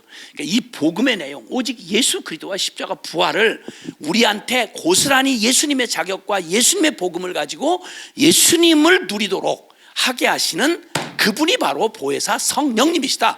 예수님이 계속 이 말씀하시는 거예요. 그리고 내가 보낼 보혜사, 곧 아버지께로부터 나오시는 진리의 성령님, 잘 보세요. 진리의 성령님. 그러니까 성령 하다가 나는 직통파예요. 나는 그 말씀 말씀하는 사람들은, 그 사람들은 자꾸 입으로만 떠들어요. No. 성령님이 하시는 건 철저하게 성령님이 성경을 기록하게 하신 분이거든요. 근데 이 성령님이 당신이 말한 진리를 당신이 거부하시겠어요? 그러니까 항상 성령님이 하신 일을 너무 초자연적인 현상에 놀래가지고 자꾸 거기다가 그냥 엎어지지 말고 눈 똑바로 뜨고 봐야 돼요. 성령님이 하신 일은 증거라는 것은 두 개가 일치해야 돼요. 첫째는 예수 그리스도와 십자가를 드러내느냐, 또 하나 하나님의 말씀과 배치되지 않느냐, 이걸 봐야 돼요. 현상 가지고 혼돈하면 큰일 나요. 왜냐하면 현상은 뭐 별의별 현상이 다 많아요. 설명할 수 없는 현상이 많고요. 실제로도 우리나라 평양 장대현 교회 그걸 모델로 삼은 그 부흥 운동이 웨일즈 부흥이었어요. 그래서 저 영국 웨일즈 부흥의 소식을 듣고 그 소식이 전해진 인도 크하시라는 지방에 똑같은 부흥이 일어나고, 그 부흥이 일어난 소식을 우리에게 전해준 패트리라는 목사가 전해준 얘기를 듣고 마음에 불이 붙어요. 한국 교인들이 마음에 불이 붙어서 누가 이 성령의 부흥의 주역이 되겠느냐 하고 묻는 말에 제일 먼저 접니다 하고 대답한 사람이 길선주 목사였어요. 우리나라 최초의 새벽기도, 종치고 시작하는 새벽기도가 언제를 시작점으로 보냐면 바로 길선주 목사가 그 부흥을 사모하기 위해서 새벽에 기도를 하기 시작했는데, 그 얘기를 듣고 다른 주변의 사람들이 그럴 바에는 우리 같이 종을 치고 같이 모입시다, 이렇게 시작했던 걸 한국 새벽교회 시효로 봐요. 그래서 길선주 목사가 진짜 주역이 됐어요. 평양 장대현교회 물꼬를 튼 게, 그냥 집회는 하는데 1,000몇백 명이 모였는데 선교사들하고 집회를 하는데 이게 하늘에 뚜껑이 닫힌 것 같아. 뭐가 말은 전해지고 뭐 막 열심은 내려고 하는데 뭐가 하늘에 이게 임하는 것 같지 않은 거예요. 뭐가 답답한 걸 느끼고, 그래서 낮에 모여가지고 막 서로 회개하면서 이게 뭐냐 이렇게 하고 기도하다가 하나님께서 그 기도의 응답을 길선주를 때렸어요. 그때 당시에는 길선주 장로라고 할 때인데 그 조선인들 중에는 지도자였어요. 주님께서 사회를 보던 길선주의 심령을 갖다 때리는 바람에, 성령이 때리는 바람에 내 놈이다, 네가 부흥을 가로막는 바로 원흉이다, 이런 바람에 성령께서 그 강단 앞에서 꼬꾸라지게 해서 그가 그 앞에서 옛날 체면을 목숨같이 살던 여기던 그때인데 흔한 말로 공개 죄자백을 한 거죠. 한국 교인들이 아주 벌벌 떠는 얘기. 성령께서 강력하게 그러니까 그가 자기가 숨겼던 죄를, 은밀한 죄를, 내가 이 죽일 죄인이 부흥을 가로막은 원수입니다, 그러면서 자복하게 하시는데, 이게 그냥 물꼬를 트면서 그냥 막 집회를 마칠 수가 없도록 그냥 줄줄이 그냥 막 쏟아놓기 시작하는데, 이게 막 삼철을 뒤흔든 부흥의 시발점이었어요. 근데 얘기인즉슨 지금 웨일즈 부흥 얘기를 하려고 하는데요, 웨일즈 부흥의 주역이 됐던 이반 로버츠 목사라는 젊은 목사가 있어요. 이 사람이 부흥이 올 때까지 작정을 하고 기도를 하는데 진짜 부흥이 임했어요. 한 주간 안에 하여튼 10만 명인가가 회심하고 돌아오는, 그런 막 길거리에서 막 짐승도 막 이 하나님 그 임재의 두려움을 느낄 정도였다니까. 이렇게 강력한 부흥이 일어났다가 부흥이 시들어지는, 꺼져가는 그런 계기가 있었어요. 그게 뭐냐면 사람들의 마음이 확 열려서 초자연적인 하나님에 대한 마음이 열리니까요, 이때 귀신이 같이 역사하는 거예요. 성령이 역사하면 귀신이 도망갈 것 같잖아요. 아니요. 성령이 역사하면 그때야말로 이 영적인 것에 관심들이 확 열리니까 이 사탄이 기가 막힌 그놈 모조하는 놈 아니야, 속이는 놈. 에덴까지 와서 속이는 놈인데 뭐 못할 짓이 뭐 있어. 예배당을 왜 못 들어오겠어. 그래가지고 막 초자연적인 현상들이 일어나기 시작했어요. 문제는 초자연적인 현상이 일어나니까 그때의 그 경험했던 사람, 이반 로보츠조차 그 영적인 데 휘말려 가지고 그 후에 10년 동안 잠적을 했어요. 귀신 역사에 휘말려 가지고. 그러니까 초자연적이라 그러면 막 눈 감고 엎어져 버린 거예요, 사람들이. 그 사이에 복음의 기반 없이 그냥 초자연적인데 마음이 열리니까 그냥 이거에 그냥 무조건 그 현상을 받아들이는 거예요. 근데 그게 성령의 역사만이 아니라 귀신의 역사가 너무 많았던 거예요. 그래가지고 그걸 비판하는 기사들이 계속 나오기 시작하고, 그러면서 몇 년 못 가고 그 부흥이 열기가 꺼졌다, 이런 이제 역사적인 그 얘기가 있어요. 그때 지적하는 게 뭐냐면 수동성이라는 표현을 해요. 초자연적인 어떤 현상이 딱 오면 사람들은 일단 눈 감고 엎어져요. 눈 감고 엎어져. 뜻대로 하옵소서. 뭔지 잘 모르겠는데 이렇게 하고 엎어지는 거예요. 그냥 눈 감고 엎어져. 그냥 눈 뒤집고 그냥. 분별하는 게 필요해요.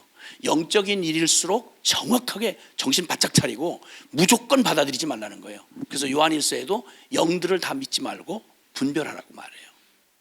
그래서 어렵게 육적으로 살던 사람이 영적인 관심이 열렸을 때, 이때가 아주 위험한 때요. 기회이기도 하지만. 그래서 성령에 대한 올바른, 똑바른 이것만 분명히 가지고 있다면 그런 일에 겁을 안 먹어도 되죠. 그러니까 아예 겁이 나니까 그냥 말씀하고 그냥 머리만 계속 돌리고 이론만 이렇게 해서 성령에 겁에 질려가지고, 성령하면 또 막 겁에 나가지고 이래가지고 그냥 기름기 하나도 없이 바삭바삭한 말씀하면서 죽은 송장같이 앉아있는 그런 또 교회가 또 적잖이 있잖아요. 또 이것도 성경적이 아니고요. 주님께서 약속하시는 얘기를 할 때 그가, 예수님이 성령을 우리에게 보내시고 것이고 그 진리의 성령이 오시면 그가 누구를 증언한다고요? 그가 나를 증언할 것이요. 성령님은 자기 스스로를 드러내잖아요. 지금 성령 시대다, 성령의 깃발 아래 모여라, 이렇게 안 하신단 말이에요. 성령님이 오시면 누구를 증언한다고요? 예수님을 증언한다고요. 자, 사도행전 1장 8절 찾지 말고 암송 시작.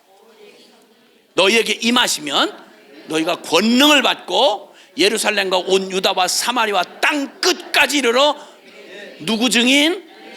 누구 증인? 왜? 성령님이 임하셨는데, 성령이 권능을 줬는데, 그런데 너희가 자연스럽게 예루살렘뿐만 아니라 땅 끝까지 가서 성령으로 권능 받은 사람은 성령의 증인이 아니라 누구 증인? 예수 증인들이라는 거예요. 왜냐하면 예수 복음 아니면 구원의 길이 없기 때문에. 그 성령이 만약 증거하신다면, 영혼 살리려고 증거하면 예수 복음 전해줘야 되는 거예요. 할렐루야. 그 주님이 그렇게 얘기하셨어요. 그러니까 소리 안 질러도 되죠, 되긴? 주여. 자, 16장. 같은 장소에서 하신 말씀이에요. 16장. 16장 우리 그 12절부터 14절까지 시작.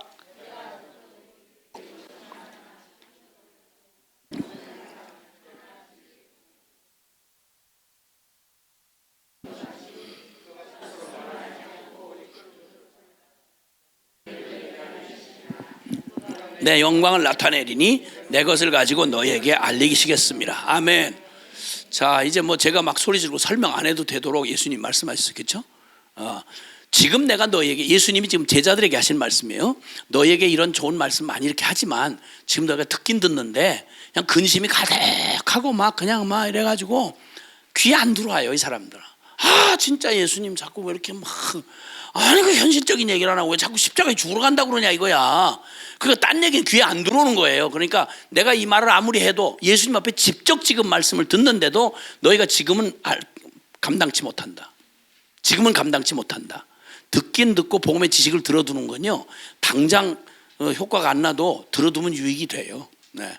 그 형님들도 그랬으니까, 우리 제자 형님들도 막 듣긴 들어요. 참 진짜 못 알아듣겠네. 그래도 알아들어야 돼요. 그 주님이 그래서 못 알아듣는데도 얘기를 하세요. 너희가 지금은 감당 못한다, 못 알아듣는다, 지금 얘기하세요. 그런데 뭐라고 말하죠? 그러나 진리의 성령이 오시면 그가 너희를 모든 진리 가운데로 인도하실 것이다. 아멘. 자, 복음의 내용은 예수 그리스도의 십자가의 부활이야. 부활의 복음이야. 근데 그 말씀을 예수님이 전해주는데 그걸 듣고 그 진리를 생각나게 하고 그 진리 가운데로 행할 수 있게 하는 모든 것들을 누가 하시냐면 깨닫고 감동받고 용기를 주시고 가게 하는 그 모든 일을 누가 하시냐면 성령님이 하신다. 그리고 여기 단서를 붙이세요. 그가 스스로 말하지 않고 오직 들은 것을 말하며. 누구한테 들은 거? 예수님에게 들은 걸 말하시는 거예요. 그리고 장래일을 너에게 알리시리라. 요 장래일이라는 얘기를 하니까 자꾸 이제 말세의 성령 시대이기 때문에 계속 성령의 계시가 또 새로운 계시가 임했다 뭐 이런 얘기 자꾸 하시는데 이거 혼돈스러운 얘기예요. 사실 여기서 말씀한 건 그대로 이루어졌는데요. 요한 계시록이 성경이 말하는 마지막 계시거든요. 왜냐하면 그 내용이 다 마지막 계시를 다 비밀을 다 말해주신 거니까. 그런데 놀랍게도요, 계시록은 딱 떠보시면 알지만 1장 1절에 예수 그리스도의 계시라 그렇게 시작해요. 요한계시록은 예수 그리스도의 계시예요. 그런데 놀랍게도 주님께서 교회들에게 그 계시를 말씀하는 게 예수님의 계시인데 교회들에게 말씀하기를 성령이 귀 있는 자는 성령이 교회들에게 하시는 말씀을 들을지어다. 내용은 예수님 말씀이에요. 근데 그걸 교회에게 하시는 걸 성령이 말씀하신다고 얘기해요. 그러니까 여기 지금 말씀한 대로 그가 자의로 말하지 않고 듣는 것을 말하시며 오직 내 스스로 말하지 않고 들은 것을 오직 들은 것을 말하며 장래일을 너에게 알리실 것이다. 그가 누구의 영광을 나타낸다? 14절에 그가 내 영광을 나타내리니, 즉 예수님의 영광을 나타내리니 누구 것을 가지고? 내 것을 가지고, 예수님의 것을 가지고 너희에게 알리시겠습니다. 자, 여기까지 이 정도 얘기했으면 한 장소에서 유언 같은 말씀으로 이렇게 쐐기를 박아 놓으셨으면 혼돈될 거 없잖아요. 성령님은 보혜사시다, 영원토록 내주하신다, 그리고 복음 대신 예수 그리스도만을 드러내시고 예수님의 이름으로, 예수님의 자격으로 예수님이 말씀하신 걸 그가 우리에게 알게 하시고 믿게 하시고 진리 가운데로 행하게 하신다. 자, 이 정도 정리가 되면 성령님이 오시는 목적, 유일한 목적, 그것은 복음을 우리 안에 실제가 돼요. 살아내게 하시기 위해서 영원히 내주하러 오시는 성령님. 아멘.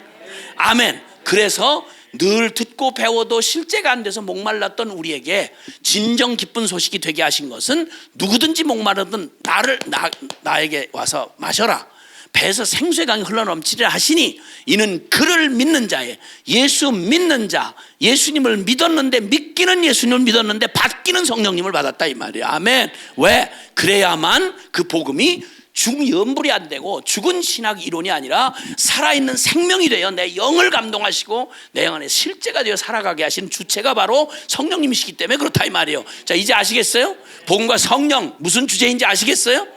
아멘.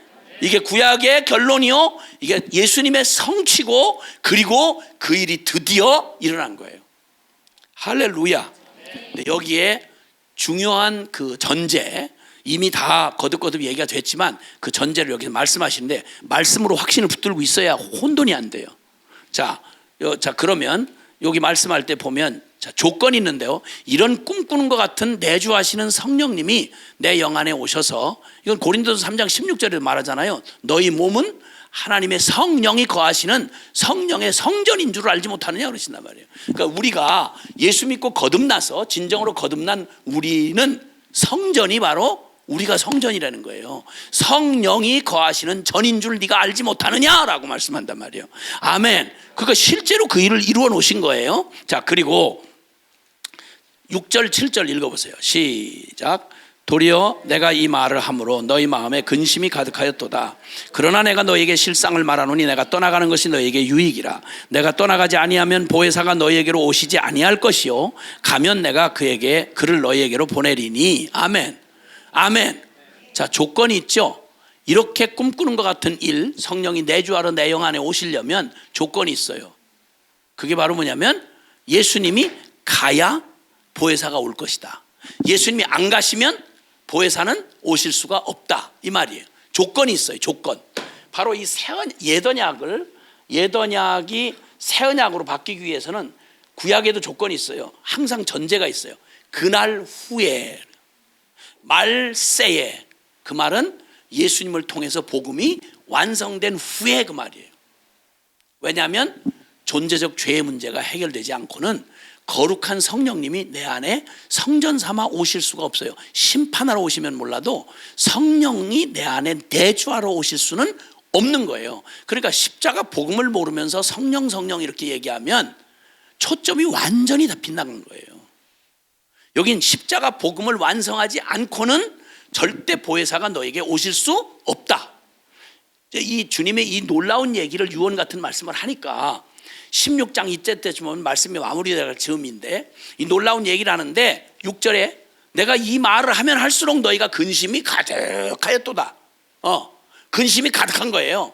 이 사람이 제자들의 관심은 다른 거 없어요. 눈에 보이는 예수님이 옆에 있을 때도 자기들은 실수하고 넘어지고 자빠지고 그랬는데 근데 예수님이 십자가에 죽으러 간다는 거예요. 지금 몇 시간 뒤에. 그러지 말라는 거예요. 가지 마시라는 거야. 그럼 우리는 닥쳤던 게 지붕 쳐다보는 거 아니냐 이거야. 예수님 우리를 어떻게 책임지고 그렇게 하려고 이렇게 우리를 내깔려두고 그냥 가시겠다는 말이야. 맘 편하게. 십자가에 죽으시는 당신 혼자 죽으면 그냥 끝나는 거냐. 가지 마시라고 말이야. 그리고 근심이 가득한 거예요. 근심이 가득한 거예요. 집회가 이러면 진짜 어려워요. 주님 혼자서 막 흥분해서 강사 혼자서 막 이러고 듣는 제자들은 자꾸 그런 얘기하는 거예요. 진짜 이렇게 하고 전부 근심이 가득했구나. 이 6절에 하신 말씀이에요.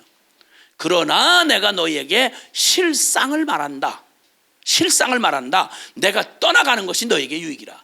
이 사람들은 예수님 떠나면 죽는 줄 아는 거거든요. 근데 내가 떠나가야 십자가에 죽으러 가야 복음이 완성돼야 바로 이 꿈꾸던 바로 복음이 실제가 되고 생명이 되는 이 역사 내내 숙제였던 모르면 몰라서 망하고 있으면 있어도 유대인처럼 알고도 행할 능력이 없는 이 존재적인 죄인이기 때문에 불가능했던 그 일을 이제는 믿기만 예수 믿으면 기적같이 우리가 잃어버렸던 바로 그 놀라운 하나님의 원형 하나님의 성령이 우리 안에 오셔서 내 마음의 주인이 되어 주셔서 영으로 사는 사람의 삶이 가능하다 이거예요. 그 일을 이루려고 예수님이 십자가에 죽으러 오신 거야. 내가 너희를 떠나서 십자가에 죽어야 이게 유익이다. 왜냐하면 이 십자가 구속이 완성이 안 되면 보혜사가 너에게 오실 수 없다 이거예요. 내가 가야 보혜사 성령님이 오신다 이거예요. 이 얘기는 거듭 반복해서 주님이 강조하신 건데요. 자, 우리 그 본문 택했던 요한복음 7장 39절로 가볼까요? 한번 가보세요. 요한복음 7장 39절. 자, 주님의 놀라운 이 복음의 초청을 하시고 나서 해석해 주는 말인데요. 39절 시작. 이는 그를 믿는 자들이 받을 성령을 가리켜 말씀하신 것이라. 가로 열고 예수께서 아직 영광을 받지 아니하셨으므로 성령이 아직 그들에게 계시지 아니하시더라. 가로 닫고. 자, 지금 이 얘기를 하실 때쯤이면요 벌써 주님의 사역이 중반을 넘어섰고 제자들을 통해서 12사도와 70인 전도대를 보내기도 하시고 그러면서 이미 그들도 치유하고 귀신 쫓아내고 제자들이 그 예수님의 제자를 불러서 귀신도 쫓아내고 병도 고치고 복음도 전하고 함께 있게 하시려고 제자를 불렀다 그러시잖아요. 그렇죠? 그리고 제자들에게서 그런 능력이 나타났어요? 안 나타났어요? 나타났어요? 안 나타났어요? 몰라도 괜찮아요. 왜냐하면 모르는 게 한두 가지여야 뭐 그러지. 나타났어요. 70인 전도대가 보고하시는 거 봤잖아요. 귀신들이 막 나가던데요. 막 이러니까 주님 그때 얘기했잖아요. 귀신 나가는 걸로 기뻐하지 말라고 너희 이름이 하늘에 기록된 걸 기뻐하라고 이렇게 얘기하실 만큼 실제로 그들에게도 이런 능력이 나타났어요. 누구 능력으로 한 거예요? 누구 능력으로? 예수님 이름으로 했는데 능력은 누구 능력으로? 성령의 능력으로 했어요. 왜냐하면 예수님도 예수님에 대한 예언이 이사야서 61장에 나오는데요. 내게 성령을 기름 붓듯 부으셨으니 내가 가난한 자에게 복음이 전파되고 앉은 자가 앉은 뱅이 일어서고 귀머거리 귀 들리고 벙어리 혀가 노래할 것이고 옥에 갇힌 자를 자유케 할 것이다. 예수님의 사역은요 육체를 입고 이 땅에 오셨을 때 예수님 우리의 모델이거든요. 그러니까 예수님이 우리와 똑같은 육체를 입으시고요 이 땅에서 하나님의 능력에 의해서 살아가시는 모든 삶. 자, 성령님 없이 예수님의 이 지상 사역은 설명이 안 돼요. 왜냐하면 예수님 누구로 잉태하셨죠? 누구 능력으로? 마리아에게 잉태할 때 성령으로 잉태하셨다 그래요. 누구에게 이끌려서 저 마귀에게 시험 받으러 광야로 가시죠? 성령에 이끌렸어요. 그리고 사도행전 1장 4절 이하는 성령으로 가르치시기를 시작하실 때 이렇게 말해요. 예수님의 모든 가르침의 사역은 성령의 사역이었어요. 성령으로 기뻐하사 하나님 아버지가 기도할 때 성령의 의지에서 기도하셨어요. 예수님의 생애의 시작부터 끝까지 성령 없이는 없어요. 그래서 그걸 상징적으로 보여준 게 예수님 공생의 시작을 시작할 때가 바로 그 세례 요한의 세례 받을 때였잖아요. 그렇죠? 세례 받으니까 무슨 일이 일어났죠? 성령이 비둘기 같이 예수님에게 임하시면서 아버지의 음성이 들렸죠. 이는 내 사랑하는 아들이요 내 기뻐하는 자라고 말씀하셨죠. 공식 사역에서 아주 시각적으로 분명히 보여주셨어요. 그리고 성령에 의해서 모든 삶을, 그리고 심지어는 부활도 로마서에 보면 예수님을 죽은 너덜너덜하게 깨졌던 예수님의 육체를 해서 다시 살리신 이의 영 이렇게 말해요. 그러니까 예수님의 부활 사건도 십자가 사건도 예수님이 성령의 능력에 의지해서 그렇게 하셨어요. 그럼 더군다나 예수님의 제자들은 더 말할 것도 없죠. 성령의 능력으로 한 거죠. 예수의 이름으로 행하시되 예수님과 똑같이 성령의 능력으로 귀신 쫓아내고 성령의 능력으로 치유하고 이렇게 하셨던 거예요. 그렇죠? 근데 여기 지금 뭐라고 그러세요? 아직은 성령이 그들에게 계시지 않더라. 그럼 무슨 말이에요? 성령이 역사 안 했다는 말이에요? 아니, 성령이 역사했죠. 그런데 뭐가 아직 안 했다는 거예요? 내주하러 오시는 성령님은 아직 아니라는 거예요. 왜? 십자가 구속이 완성이 안 됐어. 그리고 조건이 뭐냐면 예수께서 아직 영광을 받지 못하신 거로 성령이 아직 저희에게 내주하러, 영원히 내주하러 오실 수 있는 조건이 만들어진 게 아니에요. 그 얘기를 예수님이 유언하시면서 하신 말씀. 내가 떠나가야 성령이 오실 것이고 내가 안 가면 성령은 오시지 못하고 그러면 옛날 예언약이 꼴이 된다 이거예요. 들어도 지금 너희가 예수님한테 직접 아무리 좋은 복음을 들어도 듣기는 듣는데 그렇게 살 수 있는 능력은 없어. 왜? 주체가 성령님이시니까. 그 보혜사 성령님을 내가 너에게 보낼 거다. 그리고 그분이 너에게 영원히 내주하실 거다. 그러면 지금은 감당 못하나 너희가 이후에는 감당하게 되리라. 할렐루야. 이렇게도 반복하고 말씀하신 거예요. 이렇게도 반복하신 거예요. 헷갈릴 이유가 없잖아요. 그렇죠? 그러니까 성령 없이 복음을 살아야 한다는 말은 있을 수가 없다. 근데 성령은 어떻게 해야 이 꿈꾸는 것 같은 일이 가능해지냐? 예수님이 십자가 구속을 완성하고 영광을 받으셔야 된다. 예수님 영광 받으신 때가 언제예요? 십자가만 가지고 안 되죠. 부활하셔야죠. 부활만 가지고 안 돼요. 왜냐하면 우리를 위한 구속의 사건은 어디가 끝이냐면 죄 사하는 데만 있는 게 아니라 하나님의 자녀되어 승천하기까지예요. 그래서 승천하셔서 바로 그걸 에베소서 2장은 우리에게 말해요. 에베소서 2장은 우리를 함께 일으키시고 함께 죽으시고 함께 일으키시고 함께 하늘에 앉히신지라. 그러니까 우리의 구원의 목적은 죄사함 떨어내고 간신히 이 땅에서 조금 목숨 유지하고 잘 사는 게 아니고요.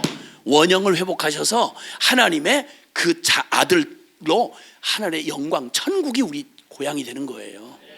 하나님 우리 아버지 실제 되는 거예요. 그 일을 완전한 구속이 완성되고 주님의 사역이 완전히 돼야만 아버지의 약속한 걸 기다리라는 거예요. 그게 오순절 날이었어요. 그게 완전히 충족된 다음 온 전심으로 아버지의 약속한 성령을 기다리는 게 사도행전 1장에 바로 그 얘기예요. 사람들의 관심은 여전히 이스라엘 나라가 언제 회복되느냐, 우파가 이기냐 좌파가 이기냐 뭐 이런 얘기들 우리는 어떻게 언제 이렇게 막 메시아가 멋있게 이렇게 승리하고 이러느냐, 이 헛소리를 계속 제자들이 끝까지 할 때 너희의 알 바 아니요 오직 너희는 성령이 아버지의 약속한 걸 기다리라. 그러면 약속하신 성령이 너희에게 임하시면 너희가 권능을 받을 것이고 그들이 원하는 대답은 한마디도 안 하시고 예루살렘부터 땅 끝까지 이르러 내 십자가 복음의 증인이 되리라. 아멘. 그 증인이 되는 일을 누가 한다? 성령이 하신단 말이에요. 성령이 권능을 주셔서. 자, 이쯤 얘기하면 여기 주님 십자가와 복음, 이 십자가 복음과 성령님 뗄래야 뗄 수가 없는 거예요. 그러니까 이 주님께서 이 성령님이 오순절 이전과 오순절 이후가 완전히 차이가 지는데요. 오순절 이전에도 그럼 성령 역사 안 하셨나요? 하셨죠. 성막 지을 때만 해도 부사렐과 오홀리아라는 사람이 성령이 지혜가 충만하여 산에서 보여준 모세가 보고 온 걸 말만 듣고 어떻게 그걸 그대로 지켜요. 근데 성령님이 그걸 보여주셨던 성령님이 직접 지도해 주셔가지고 요건 요렇게 하는 거야, 저건 저렇게 하는 거야. 그래서 성막기구, 성막과 성막기구를 완벽하게 만들어내잖아요. 아멘. 성령이 지혜와 능력을 주셔서 삼손 무슨 능력으로 저 문지방 딱 성문 문지방을 뜯어가지고 나가고 그리고 막 나귀 턱뼈로 1000명씩 죽이고 그런 능력을 어디서 나온 거예요?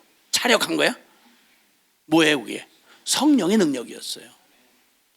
그 구약 시대에 성령은 언제나 원하시는 목적을 따라서 역사하셨죠. 창조할 때도 하나님의 신은 수면에 운행하시니라.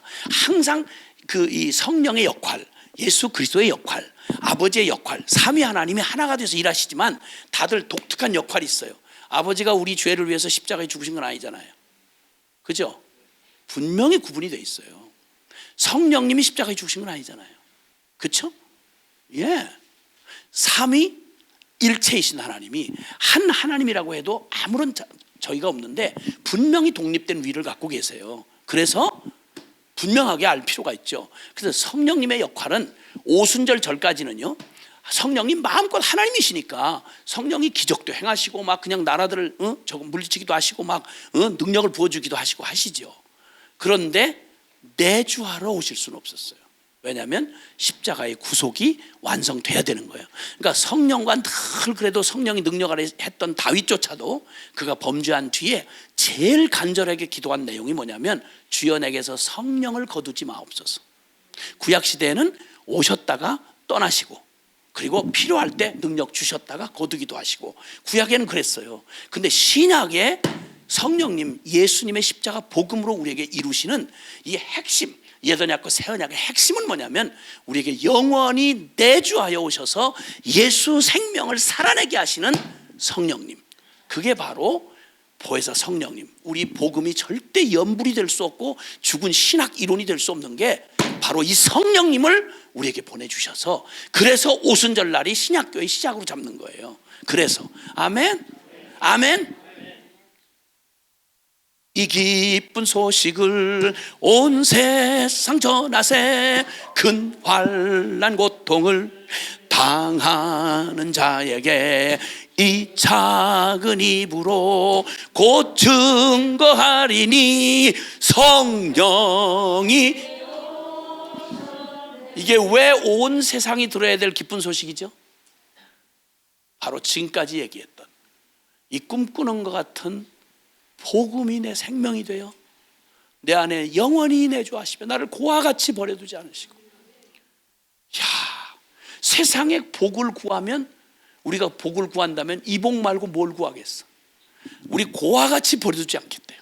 여러분, 우리 고아가 아니에요. 아무리 내가 보육원 출신이든 생에 무슨 고아든 상관없어. 육체의 어떤 조건도 이젠 달라요. 뇌성마비 환자든 천하의 불행의 주인공이든 상관없어요. 이 짧은 일생 사는 날 동안 하나님이 우리에게 무슨 조건을 주셨든지 이 어마어마한 은혜를 받고 세상에 예수 그리스도가 성령으로 내 영 안에 오셔서 영원히 내주하시면서 영원히 떠나지 않고 고아처럼 버려두지 않으시고. 할렐루야.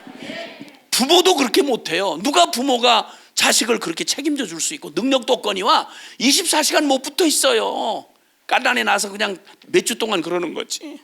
지가 알아서 살아야 돼요. 엄마도 바쁘다고요. 엄마로도 해당이 안 되는 보혜사 성령님. 아멘. 천하에 누가 우리에게 보혜사 성령님을 보내준다는 이 놀라운 복음보다 더 놀라운 복음을 누가 주시겠냐고. 그래서 혼돈 안 되게 오직, 그래서 이제는 십자가 복음을 우리에게 주시고 완전히 이루어진 복음이에요. 이 복음으로 우리가 그동안 속아 살아왔던 우리의 영의 비닐을 벗기듯이 십자가 복음을 이렇게 가르쳐 주셔가지고, 그래서 성령님이 하시는 일은요, 놀랍게도 우리가 가장 우리에게 직결된 일 중에 우리의 중생 사역 있잖아요. 거듭나는 사역. 자, 요한복음 16장 빨리 보세요. 요한복음 16장 8절부터 11절까지 시작.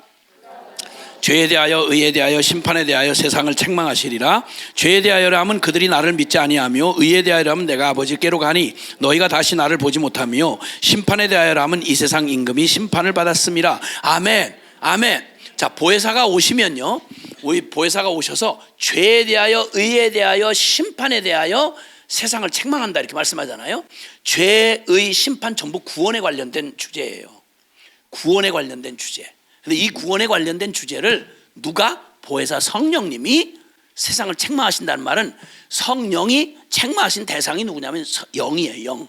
그래서 우리의 영을 향해서 책망을 하시면 그냥 설교 듣는 거하고요, 복음의 진리가 바르게 전해질 때 이걸 그래서 성경 말씀을 성령의 검이라 그래요. 아멘.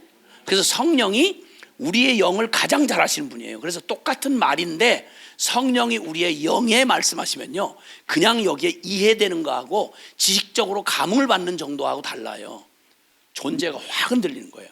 우리 느낌상으로 말하면 놀랍게도 웬만해서 꿈쩍하지 않던, 웬만하면 눈물 한번 찔끔하든지 아니면 차게 불필요하면 내가 걷어내고 안 듣고 이렇게 내가 컨트롤할 수 있었는데, 어느 날 어떤 때 설명이 안 되는데 여러분이 복음 앞에 설 때 말이죠, 여러분의 양심이 죽을 것처럼 막 반응을 하는 거예요. 양심이 뭐가 들리기 시작한다는 말이에요. 그래서 히브리서 4장 10절에 보면 하나님의 말씀은 살았고 운동력이 있어 좌우의 날선 어떤 것보다도 예리하여 혼과 영과 및 관절과 골수를 찔러 쪼개기까지 하고 사람의 마음의 생각과 뜻을 감찰하신다. 그러니까 하나님의 영이, 성령께서 이 죄 문제에 대해서, 의에 대해서, 심판에 대해서, 이건 전부 영에 관한 얘기예요. 진리에 관한 얘기고, 이 얘기는 어지간한 육에 속한 사람들은 꿈쩍도 안 하고 그냥 스쳐 지나가요. 무슨 말귀를 못 알아듣으니까 전혀 반응이 안 돼요.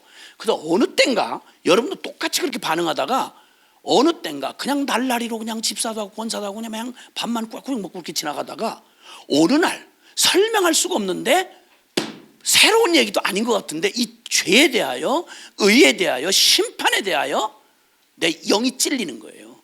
관절 골수 그러면 내가 아주 내 삶이 돼버린 나의 모든 관념, 아주 탄탄하게 굳어져 있는 나의 관절과 골수를 말씀이 찔러 쪼개는 거예요. 관절 골수 아파 보는 분들은 아시겠지만 칼로 찌르듯이 그냥 내 양심을 그냥 막 하니까 이걸 어떻게 한가할 수가 없는 거예요. 그때 기억하셔야 돼요. 여러분, 그때는 사람이 보호 본능이, 자기 보호 본능이 있어가지고요, 얼른 자꾸 짐짓 피하고 싶은 거예요. 여러분, 이때가 살 때예요. 이때가 성령이 일하기 시작할 때예요. 그때 얼른 두렵지, 한편 두려워요. 막 공갈 협박으로 사탄이 나에게 막 너 그러다 죽어, 너 이러다 큰일 나, 공갈 협박하지만 살고 싶은 사람의 갈망이 크면 그럼 성령의 음성에 반응하기 시작해요. 주님 우리를 수술하기 시작해요. 그래서 놀랍게도요, 똑같은 복음을 전하는데요, 야, 상상도 못할 만큼, 야, 진짜 상상도 못할 만큼. 제가 한번 그 캐나다에서 연합집회를 하는데, 밴쿠버라는 도시에서 연합집회를 하는데, 연합집회를 하고 그때 꽉 찼어요. 그리고 사람들이 이제 주 끝나고 나가기 시작하는데, 제가 강단에서 이렇게 내려오니까 거기 캐나다, 미국 같은 데는 다 이 바닥이 전부 이렇게 딱딱한 게 아니고 다 그 무릎이 약해서 그런지 거기는 다들 카페트로 해놨잖아요. 카페트, 예배당도. 그래가지고 내려가는데 아직도 사람이 수백 명이 아직 남아있는데, 내가 그냥 보기에 목사님 아니면 적어도 장로님이에요. 그냥 외모만 봐도 알겠어요. 이분이 그 사람들 많은데 그 체면도 있고 그럴 텐데 갑자기 제 앞에 무릎을 탁 꿇고 그러더니 제 무릎을 이렇게 붙들고 제 손을 끌어다가 자기 머리에 얹고 그러는 거예요. 처음으로 복음 깨달았습니다. 나를 위해 기도해 주십시오. 복음을 전하면서 이 말을 어떻게 알아들을까, 이거 부담스러워서 이게 반응을 할 수 있을까 싶은데, 정말 놀랍게 이 복음이 전해지는 곳곳에서 진짜 설명이 안 되는 똑같은 내용, 그거 다 배운 사람이고 대학 나온 사람이고 다 못 알아듣겠어요. 다들 사역자들 모이고 그랬는데, 진짜 주님께서 강력하게 그 복음으로 양심을 때리기 시작하면 상식, 뭐 체면 이런 거 없어요. 받은 사람은 알아요. 누구나 그 기회가 와요. 근데 워낙 영적인 일에 익숙하지 않다 보니까 영적으로 놓고 하는 소리를 못 알아듣는 거죠. 그래서 자꾸 본능적으로 자꾸 체면 생각하고 아니야, 나중에, 내일 이렇게 되는 거예요. 자꾸 이러면 기회 자꾸 비켜가면 죄송한데 주님의 부르는 소리, 노크 소리, 볼지어다 내가 문 밖에 서서 문을 두드리노니 그게 심령이 병들었던 라오디게아 교회에 주님이 하신 말씀이에요. 노크 소리가 들려야 돼요. 영으로 민감하게 깨어있을 때는요, 다른 잡다한 무슨 좋은 얘기, 뭐 나이스한 얘기 이런 게 들리는 게 아니라 죄에 대한 얘기가 들려요. 의에 대한 얘기가 들리고요, 심판에 대한 얘기가 들려요. 그러면 관심이 확 영적 응도로 바뀌어요.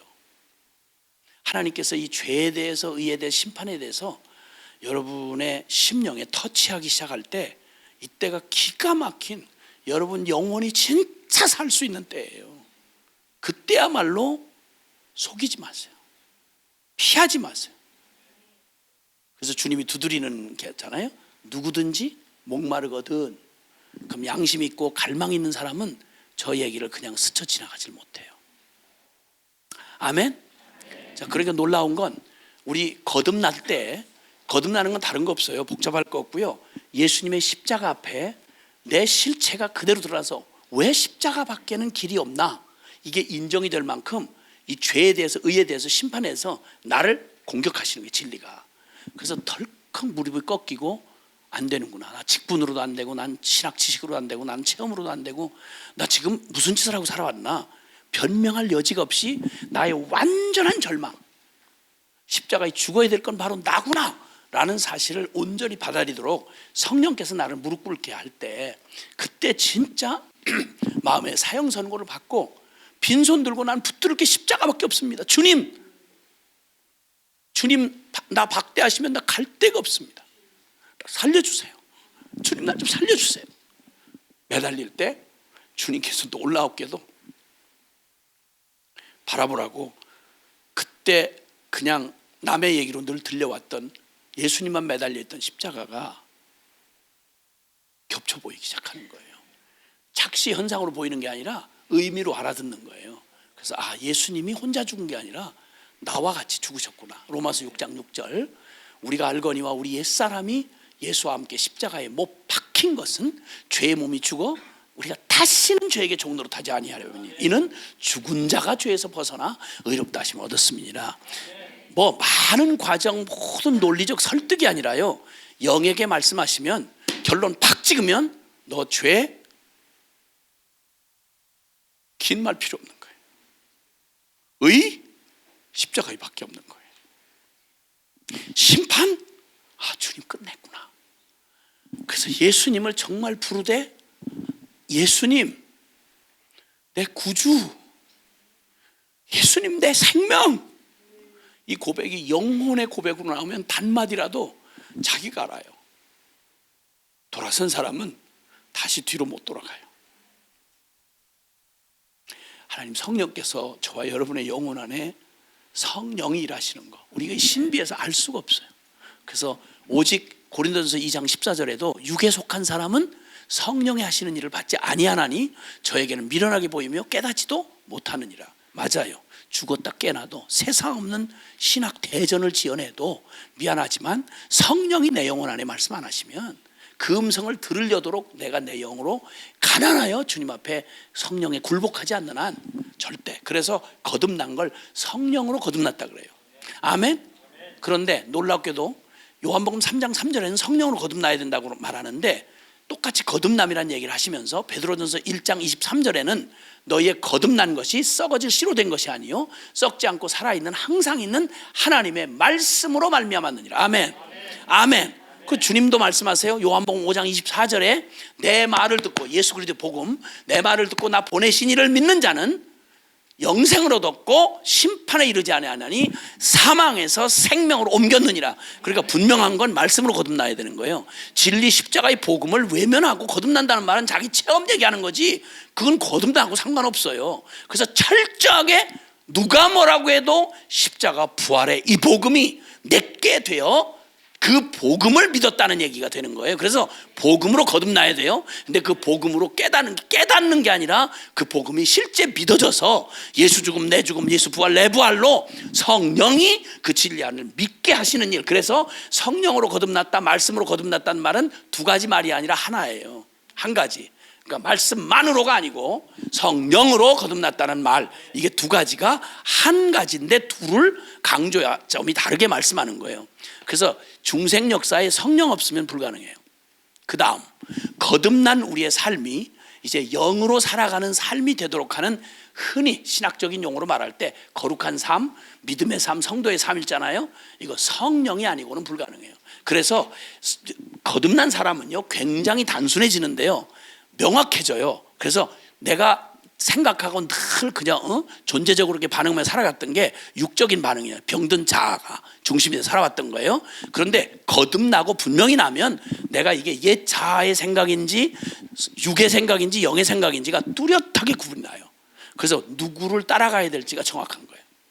라디오 있으면 사이클을 내가 맞춰야 되잖아요. 북한 조선인민 방송에다가 맞출 건지 대한민국 방송에다 맞출 건지 지가 결정해야 될 거 아니에요. 근데 주님이 말씀한 갈라디아서 5장 16절에 성령을 쫓아 행하라, 그리하면 육체의 소욕을 행하지 아니하리라, 이루지 아니하리라. 아멘. 왜냐하면 육체의 소욕과 성령의 소욕은 서로 원수가 돼요. 대적을 하기 때문에 누구도 누구에게 복종할 수가 없어요. 둘 중에 하나예요. 육을 따를 건지 영을 따를 건지. 굉장히 심플해져요. 그래서 주님이 성령에 대한 소욕을, 우리 영이 살아났다는 증거가 뭐냐면, 여러분 죽을 병 들렸다가 사람이 건강이 회복되는 신호가 뭘로 오냐면, 뭐가 먹고 싶은 생각이 먼저 들어와요. 씻고 싶고 먹고 싶은 생각이, 육체의 회복이. 그러면 성령으로 거듭나고 나면 우리 안에 무슨 그러겠냐면 주님에 대한, 진리에 대한 욕구가 생겨. 그 성령의 쉽게 말하면 우리 깨닫게 해준 소원이 일어나기 시작해.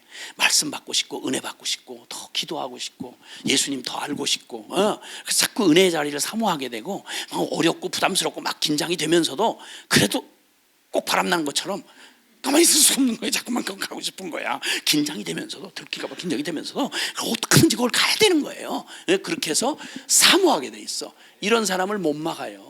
못 막아요, 여러분. 그래서 성령이 이제 그 다음부터는 걱정할 게 없는 게 보혜사잖아, 성령이. 그래서 때를 따라서 우리가 마땅히 언제는 어떻게 해야 되는지 모든 지침을 다 알고 못 살아요.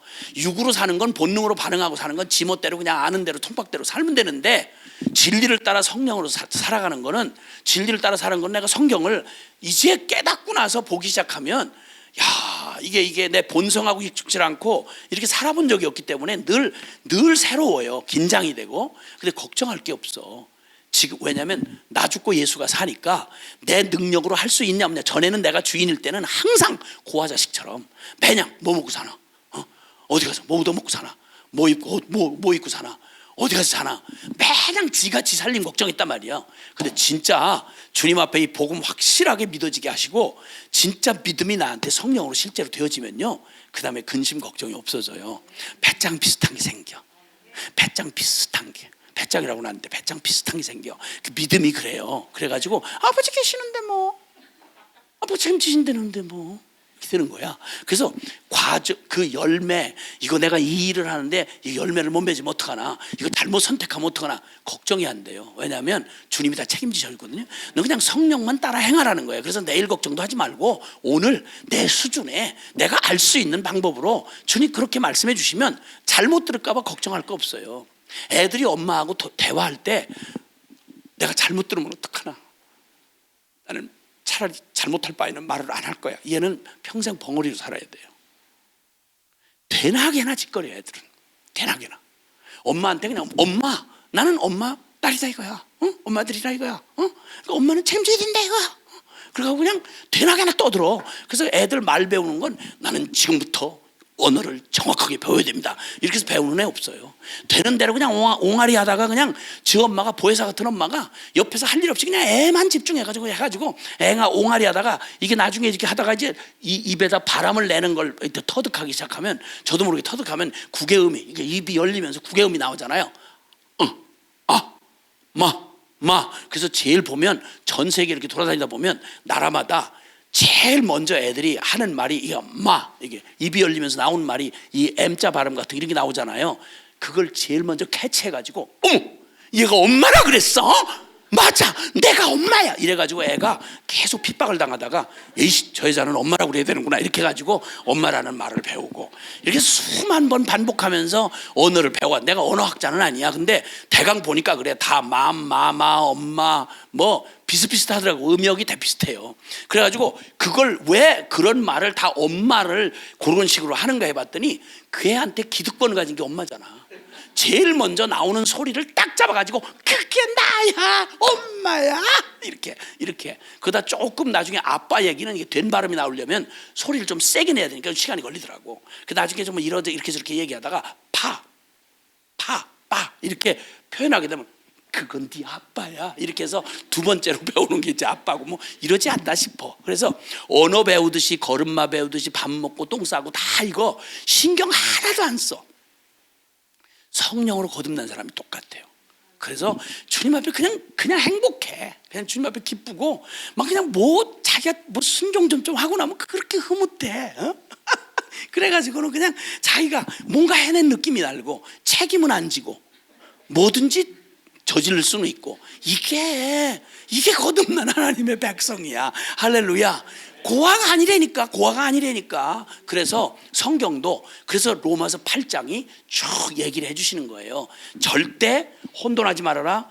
육에 속한 사람은 늘 육의 생각만 했잖냐. 네가 그렇게 살아왔잖니. 육에 속한 사람은 육의 일을, 영에 속한 사람은 영의 일을 생각하나니 육신의 생각은 사망이요 영의 생각은 생명과 평안이라. 로마서 8장 지금 5절 6절을 얘기하고 있는 거예요. 그래서 이 두 가지는 설자 섞일까 봐 혼돈할 필요가 없다. 왜? 자아에 대하여 죽고 오직 하나님에 대해서 산 사람은 이제는 자아의 욕구로 나오는 육적 소욕이 정확하게 구분이 나요. 누가 말 안 해도 에이구 이게 또 자아 추구하고 있네, 이런 게 자기 스스로가 구분이 돼. 에이구 교만 떨고 있네. 누가 뭐라고 해도 지가 알아. 왜냐하면 영의 소리가 분명히 있으니까. 그래서 육신 생각과 영의 생각은 절대 서로 대치를 해서 공존할 수가 없다. 그래서 육의 생각은 절대 하나님의 뜻에 복종하지도 않고 하나님의 뜻, 하나님을 기쁘시게 할 수도 없다. 그래서 당장 나타나요. 내가 육적인 그 교묘하게 내 육적 자아의 예스러운 욕심이 슬그머니 작동을 해서 믿음을 쓰지 않고 상식 통박으로 딱 가려고 그러면 성령님이 기뻐하시질 않아. 여러분 집안 식구가요 같이 살 때 아시잖아요. 부부가 무언의 폭력이라는 거 있잖아. 말 안 하는 거. 진짜 죽이고 싶어요. 아주 그냥 너무.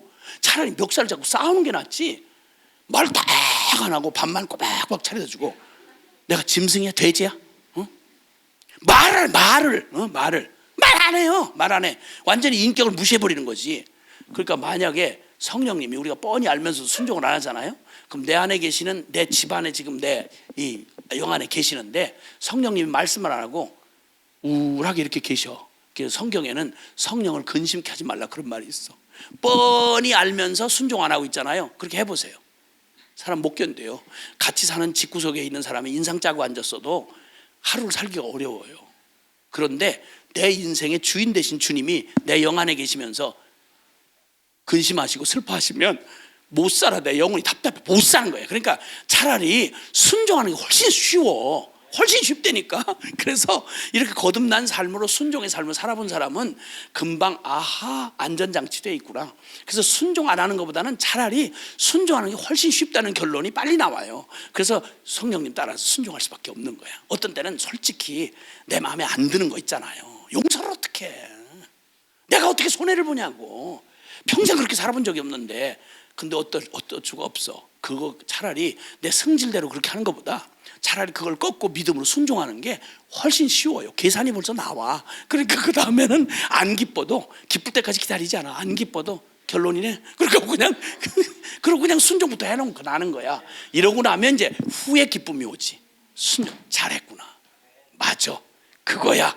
격려해 주고 지지해 주시고. 아멘. 그래서 로마서 8장 9절에는 그리스도의 영이 없으면 그리스도의 사람이 아니라, 즉 성령 없이 복음을 살아낸다는 말은 새빨간 거짓말이라 이거예요. 아멘. 아멘. 그럼 걱정이 생기잖아.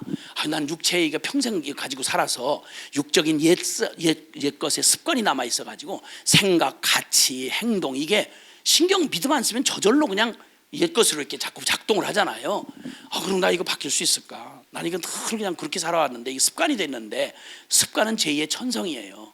습관이 중독처럼 무서운 게 습관 바꾸려면 이게 습관이 하루아침에 생긴 게 아니라서 이게 참 오래 걸리거든요. 걸리기는. 근데 그렇다고 불가능한 건 아니에요. 그 얘기를 하시는 게 11절 12절에 말씀하는 거예요. 내가 육체 이 몸은 그 하나님의 그 복음 이거로 말미암아서 죽은 것이지만 그러나 영은 하나님의 성령으로 말미암아 산 것이다. 그러니까 처음에는 조금 익숙치 않아요. 약간 육적인 삶을 살던 사람이 영으로 진리에 순종하며 산다는 게 익숙하지 않아. 그래서 옆에서 보기에 그냥 엎치락 뒤치락 자빠지고 깨지고 이렇게 하고 뭐가 이렇게 보면 여기 있는 것 같아서 이렇게 하면 이렇게 보기도 하고 서로 헷갈리는 기간이 있어요. 그러니까 그걸 가지고 너무 놀라지 마세요. 그냥 그러려냐고 본인부터 그런 용납을 다 받고 지금까지 살았으니까. 그렇게 나는 한꺼번에 바뀌었는데 난 40년에 바뀌어놓고 내 말 40분 듣고 복음을 이걸 듣고도 안 바뀌어? 인간도 아니야? 이렇게 하지 말라고. 자기는 40년 걸려가지고 바뀐 게 내 말 듣고 40분 만에 내 말 듣고 안 바뀌었다고 막 가능성이 없다고 거짓말 이렇게 하면 안 된단 말이에요. 기다려주세요. 아멘. 아멘. 우리 다 용납을 받고 사는 사람들이야. 그렇게 해서 걱정하지 마라. 너희 예수님도 십자가에 못 박히고 장사지는 예수님의 몸도 일으키신 성령께서 너희 똑같은 성령이 너희 안에 계시기 때문에 너희 습관 들어서 죽을 몸도 너희의 죽을 몸도 순종하는 아름다운 성령의 도구로 바꾸실 수 있다. 이렇게 말씀해요. 아멘. 자, 이것까지 다 들었냐? 그러니까 너희가 살되 육신에게 져서 육신의 빚진 자처럼 육신에게 져서 육신대로 살면 반드시 죽을 것이라도 해. 그러나 영으로서 육의 소욕을 죽이면 살 것이다.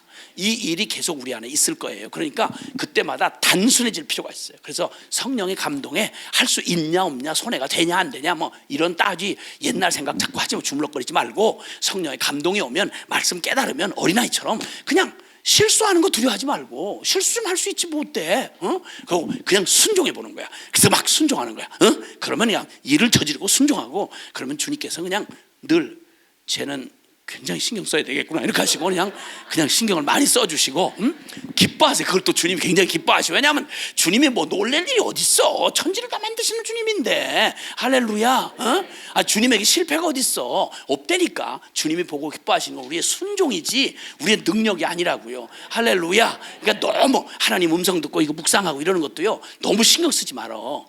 실력껏 해. 그냥 주님이 하고 대화를 할 때는 N인 줄 알고 다 하셔. 그러니까 24절 이하에는 너희가 마땅히 빌 바를 알지 못하나 성령이 말할 수 없는 탄식으로 너희를 위해서 하나님 아버지의 뜻대로 기도해 주신대. 그러니까 기도도 너무 정확하게 잘해야 되는데 이런 부담 갖지 말고 그냥 되는 대로 짓거려. 그냥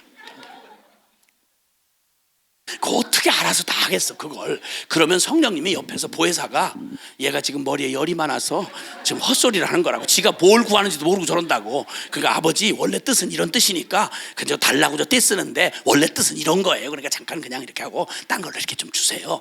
대신 주님이 중보기도 해주신대. 주님이. 그러니까 대낮에 막 떠들고 막 이렇게 얘기하는 거야. 이 얘기를 하다가 바울이 성령 안에서 너무 기뻐가지고 로마서 8장 28절에 우리가 알거니와 하나님을 사랑한 자고 그 뜻대로 부르심을 입은 자들에게는 모든 것이 합력하여 선을 이룬다. 아멘. 아멘. 그 얘기를 하다가 막 기뻐가지고 다시 그냥 성경을 요약하는 게 29절 30절 말씀이야. 하나님께서 주님이 미리 아신 자들을 정하시고 정하신 분들을 부르시고 부르신 분들을 택하신 그들을 부르시고 의롭다 하시고 의롭다 하시는 영화롭게 하시냐. 이거 전부 주님이 다 책임지는 거야. 너 시작부터 끝까지 다 주님 손바닥에 있어 다. 그러니까 너무 신경 쓰지 말고 네가 무슨 뭐 전 세계 역사를 책임지는 것처럼 인상 오만상 찌그리고 막 그렇게 막 신경 쓰고 그러지 말아라. 네가 어린애인 거 다 안다. 근데 반드시 하나님이 그 아들의 형상으로 너를 바꿔놓고 말 거야. 아멘. 그렇게 얘기를 쭉 하신 다음에 자, 그런즉 우리가 무슨 말을 하리요? 하나님이 우리를 이렇게 위하시면 복음 듣다가 가슴이 터질 것 같지 않냐? 하나님이 우리를 이렇게 위하시면 누가 우리를 대적하리요? 그 아들도 아끼지 않고 우리를 위해서 내어주신 하나님이 어찌 그 아들과 함께 모든 것을 은사로 선물로 주시지 않겠느냐. 그 말을 우리식으로 말하면 성령님은 아이야 대절해서 내 안에 와 계시지. 예수님은 하나님 우편에서 중보기도 하시면서 완전히 밀어주시지. 우리를 위해서 중보기도 안 되니까 계속 우리 편을 들어주시는 거예요. 예수님이 지금 하나님 보좌 우편에서 하나님 아버지는 아야 그냥 막 나한테 홀랑 빠지셔가지고 그냥 완전히 아들을 통째로 내주시고 성령님 막 대절해서 보내시고 그러니까 이걸 주최 측이 짜고 밀어준다 이렇게 얘기하는 거예요. 성부, 성자, 성령 삼위 하나님이 주체축이 되셔가지고 아예 작정하고 나를 갖다 그냥 완전히 사랑하셔가지고 완전히 짜고 밀어주는, 이게 주체측이 짜고 밀어주는 거예요. 누가 감당하리요? 누가 이 사람을 감당하겠느냐? 우린 망할 수가 없다. 그러니까 막 가슴이 터지도록 그리스도께서 우리를 위해서, 우리를 의롭다 하신 분이 주님인데 누가 우리를 송사하리요? 누가 우리를 정죄하리요? 그러니까 누가 우리를 그리스도의 사랑에서 끊을 수 있겠느냐? 아멘. 35절 이하에 정말 환난, 핍박, 곤고, 적신, 위협, 기근, 칼, 기록된 바 우리가 종일토록 죽임을, 도사를 양같이 여김을 받았나이다 함과 같으니라. 그러나 이 모든 일에 우리를 사랑하시는 바라 우리가 넉넉히 이기느니라. 현재일, 장래일, 높음, 기쁨, 천사들이나 그리고 권세자들이나 현재나 장래일이나 그 어떤 피조물도 이 그리스도를 내어준 복음을 주신 하나님의 사랑에서 결코 끊을 수 없느니라. 아멘, 아멘, 아멘, 아멘, 아멘. 이게 로마서 8장이에요. 성경이 그토록 그 웅장한 역사 전체를 통해서 우리에게 꿈꿀 수도 없었던 복음을 왜 십자가여야 되고 왜 예수를 주셨는가, 그래서 왜 성령만 따라가면 되도록 이 기가 막히고 목마르지 않는 어마어마한 복음을 준비해 주셨는가. 그러니까 믿음으로만 살아라는 거예요. 아무 걱정하지 말고 우리가 구하기 전에 주님이 있어야 될 바를 다 하시고 모든 필요를 다 채워주셨다 이거예요. 그러니까 우리의 육신의 짧은 삶뿐만 아니라 영원까지, 그리고 요한계시를 통해서 영원한 새하늘과 새 땅, 거기서도 주님은 놀라웠게 주님은 일찍 죽임을 당한 어린 양으로 계세요. 왜냐하면 우리에게는 영원히 영원히 영원히 우리를 보장해 주시고 우리를 사랑한 증거고 영원히 변하지 않는 하나님의 완전한 축복의 증거가 다른 어떤 것보다 예수님의 못 박힌 손자국, 못자국이에요. 이 복음이 있는 한 우리는 망할 수가 없어요. 이 복음이 있는 한 우리는 헷갈릴 수 없어요. 이 복음이 있는 한 우리가 우울하게 살다 죽을 수 없어요. 하루하루가 정말 주님의 성령 안에서 감격스러운 하루예요. 주님이 이 복음 가지고 내가 어떤 모습, 어떤 역할이든지 상관없이요, 내게 아무리 작아 보여도 나는 작은데 주님이 크세요. 나는 100% 순종만 선택하면 돼요. 그럼 성령이 그 일을 다 감동하시고 격려해 주시고 지지해 주시고 그냥 주님을 사모하게 하시고, 그래서 성령으로 늘 성령 안에서, 그래서 주님이 에베소 5장 18절 이하에도 말씀하잖아요. 17절 18절에도 너 세월을 아끼라, 때가 악하다. 그러면 너 술 취하지 말라. 이는 방탕한 것이니 오직 성령의 충만을 받으라. 아멘. 예, 성령의 충만함으로 주님께서 이 진리로 우리는 날마다 이 진리 안에 잠겨 살게 하셔서, 진리의 말씀이 이제 남의 얘기가 아니라 전부 내게 가능하게 된 오케이 사인 떨어진 말씀들이에요. 이걸 그대로 액면 그대로 그냥 받고 은혜 받고 순종하기 시작할 때 하나님 말씀이 성취되는 걸 우리가 경험하게 되고, 내가 사는 게 아니고 내 안에 그리스도가 사는 기적을 매일 경험하게 돼요. 그러면 내 삶이 누구의 보기에 뭐 비교하고 뭐하고 할 전혀 그럴 필요 없어요. 꾸밀 것도 없고 뭐 오직 주님이 내 안에서, 이제 성령 안에서 감동하고 순종하는 나의 삶을 기가 막히게 바로 그때 그 자리 그 위치에 그 사람으로 주님 우리를 살게 하세요. 놀라운 주님이시죠. 그 주님과 함께 동행하며 살아가는 삶을 복음과 성령으로 준비하신 우리 주님을 찬양합니다. 이제 여러분 믿음으로 결단하셔야 돼요. 이 놀라운 복음을 말하고 하나님의 이 완전한 자비하심으로 내가 너희를 권하는데, 사랑하는 아들, 하나님의 아들과 딸들아, 내가 너에게 권하는데, 로마서 12장 1절에 그러므로 사랑하는 형제들아, 하나님의 모든 자비하심으로 너희를 권하노니 너희 몸을 하나님이 기뻐하는 거룩한 산 제물로 드리라. 이는 너희의 드릴 영적 예배니라. 할렐루야, 아멘. 살아있는 예배, 내 삶 자체가 완전히 하나님 앞에 드려진 살아있는 예배가 되는 거예요. 내가 가는 그곳이 길이 되고 내가 하는 일이 역사가 되는 거예요. 그래서 주님 앞에서 그 놀라운 은혜로 내가 매일 기쁘게 술얘기를 행함은 주의 팔이 나를 안보함이요. 내가 주의 큰 복을 받는 참된 비결은 주의 영이 함께함이라. 성령이 계시네. 할렐루야 함께 하시네. 좁은 길을 걸으며 밤낮 기뻐하는 것 주의 영이 함께함이. 아멘, 아멘, 아멘. 우리 기도하겠습니다. 기도합시다. 자, 이 시간 한 가지 좀 중대한 결단 앞에, 이 복음의 결단 앞에 서고, 참 믿을만 하지 않습니까? 이 복음이라면 여러분 일생을 완전히 맡길만 하지 않습니까? 아멘. 두 손 한번 들어보세요. 주님 앞에, 하나님 앞에. 어떤 분은 이미 주님 앞에 완전히 주권을 넘기고 두 손을 드는 순간, 주님 정말 나는 주님 없으면 아무것도 아니 꽝이에요. 그런데 저는 주님만 붙잡았어요, 이렇게 말할 수 있는 분이 있는가 하면, 어떤 분은 두 손을 들면서 야, 내가 여전히 참 바들바들 떨면서 내 힘으로 살아보려고 애썼구나. 피곤하고 지치고 비참하고 채워지지 않는 이런 걸로 내 손 이 손목에 힘을 주고 그냥 바들바들 떨며 살아왔구나. 이제는 믿을만하지 않겠어요. 넌 고아 아니야.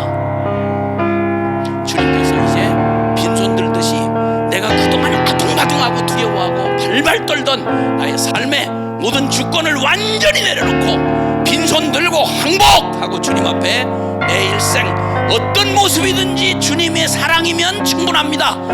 마음껏 주님 원하시는 내 계획이고 뭐고 다 찢어버리고, 주님 이제 온전히 당신만, 성령의 감동만 따라가겠습니다. 주님 나를 받아주시옵소서.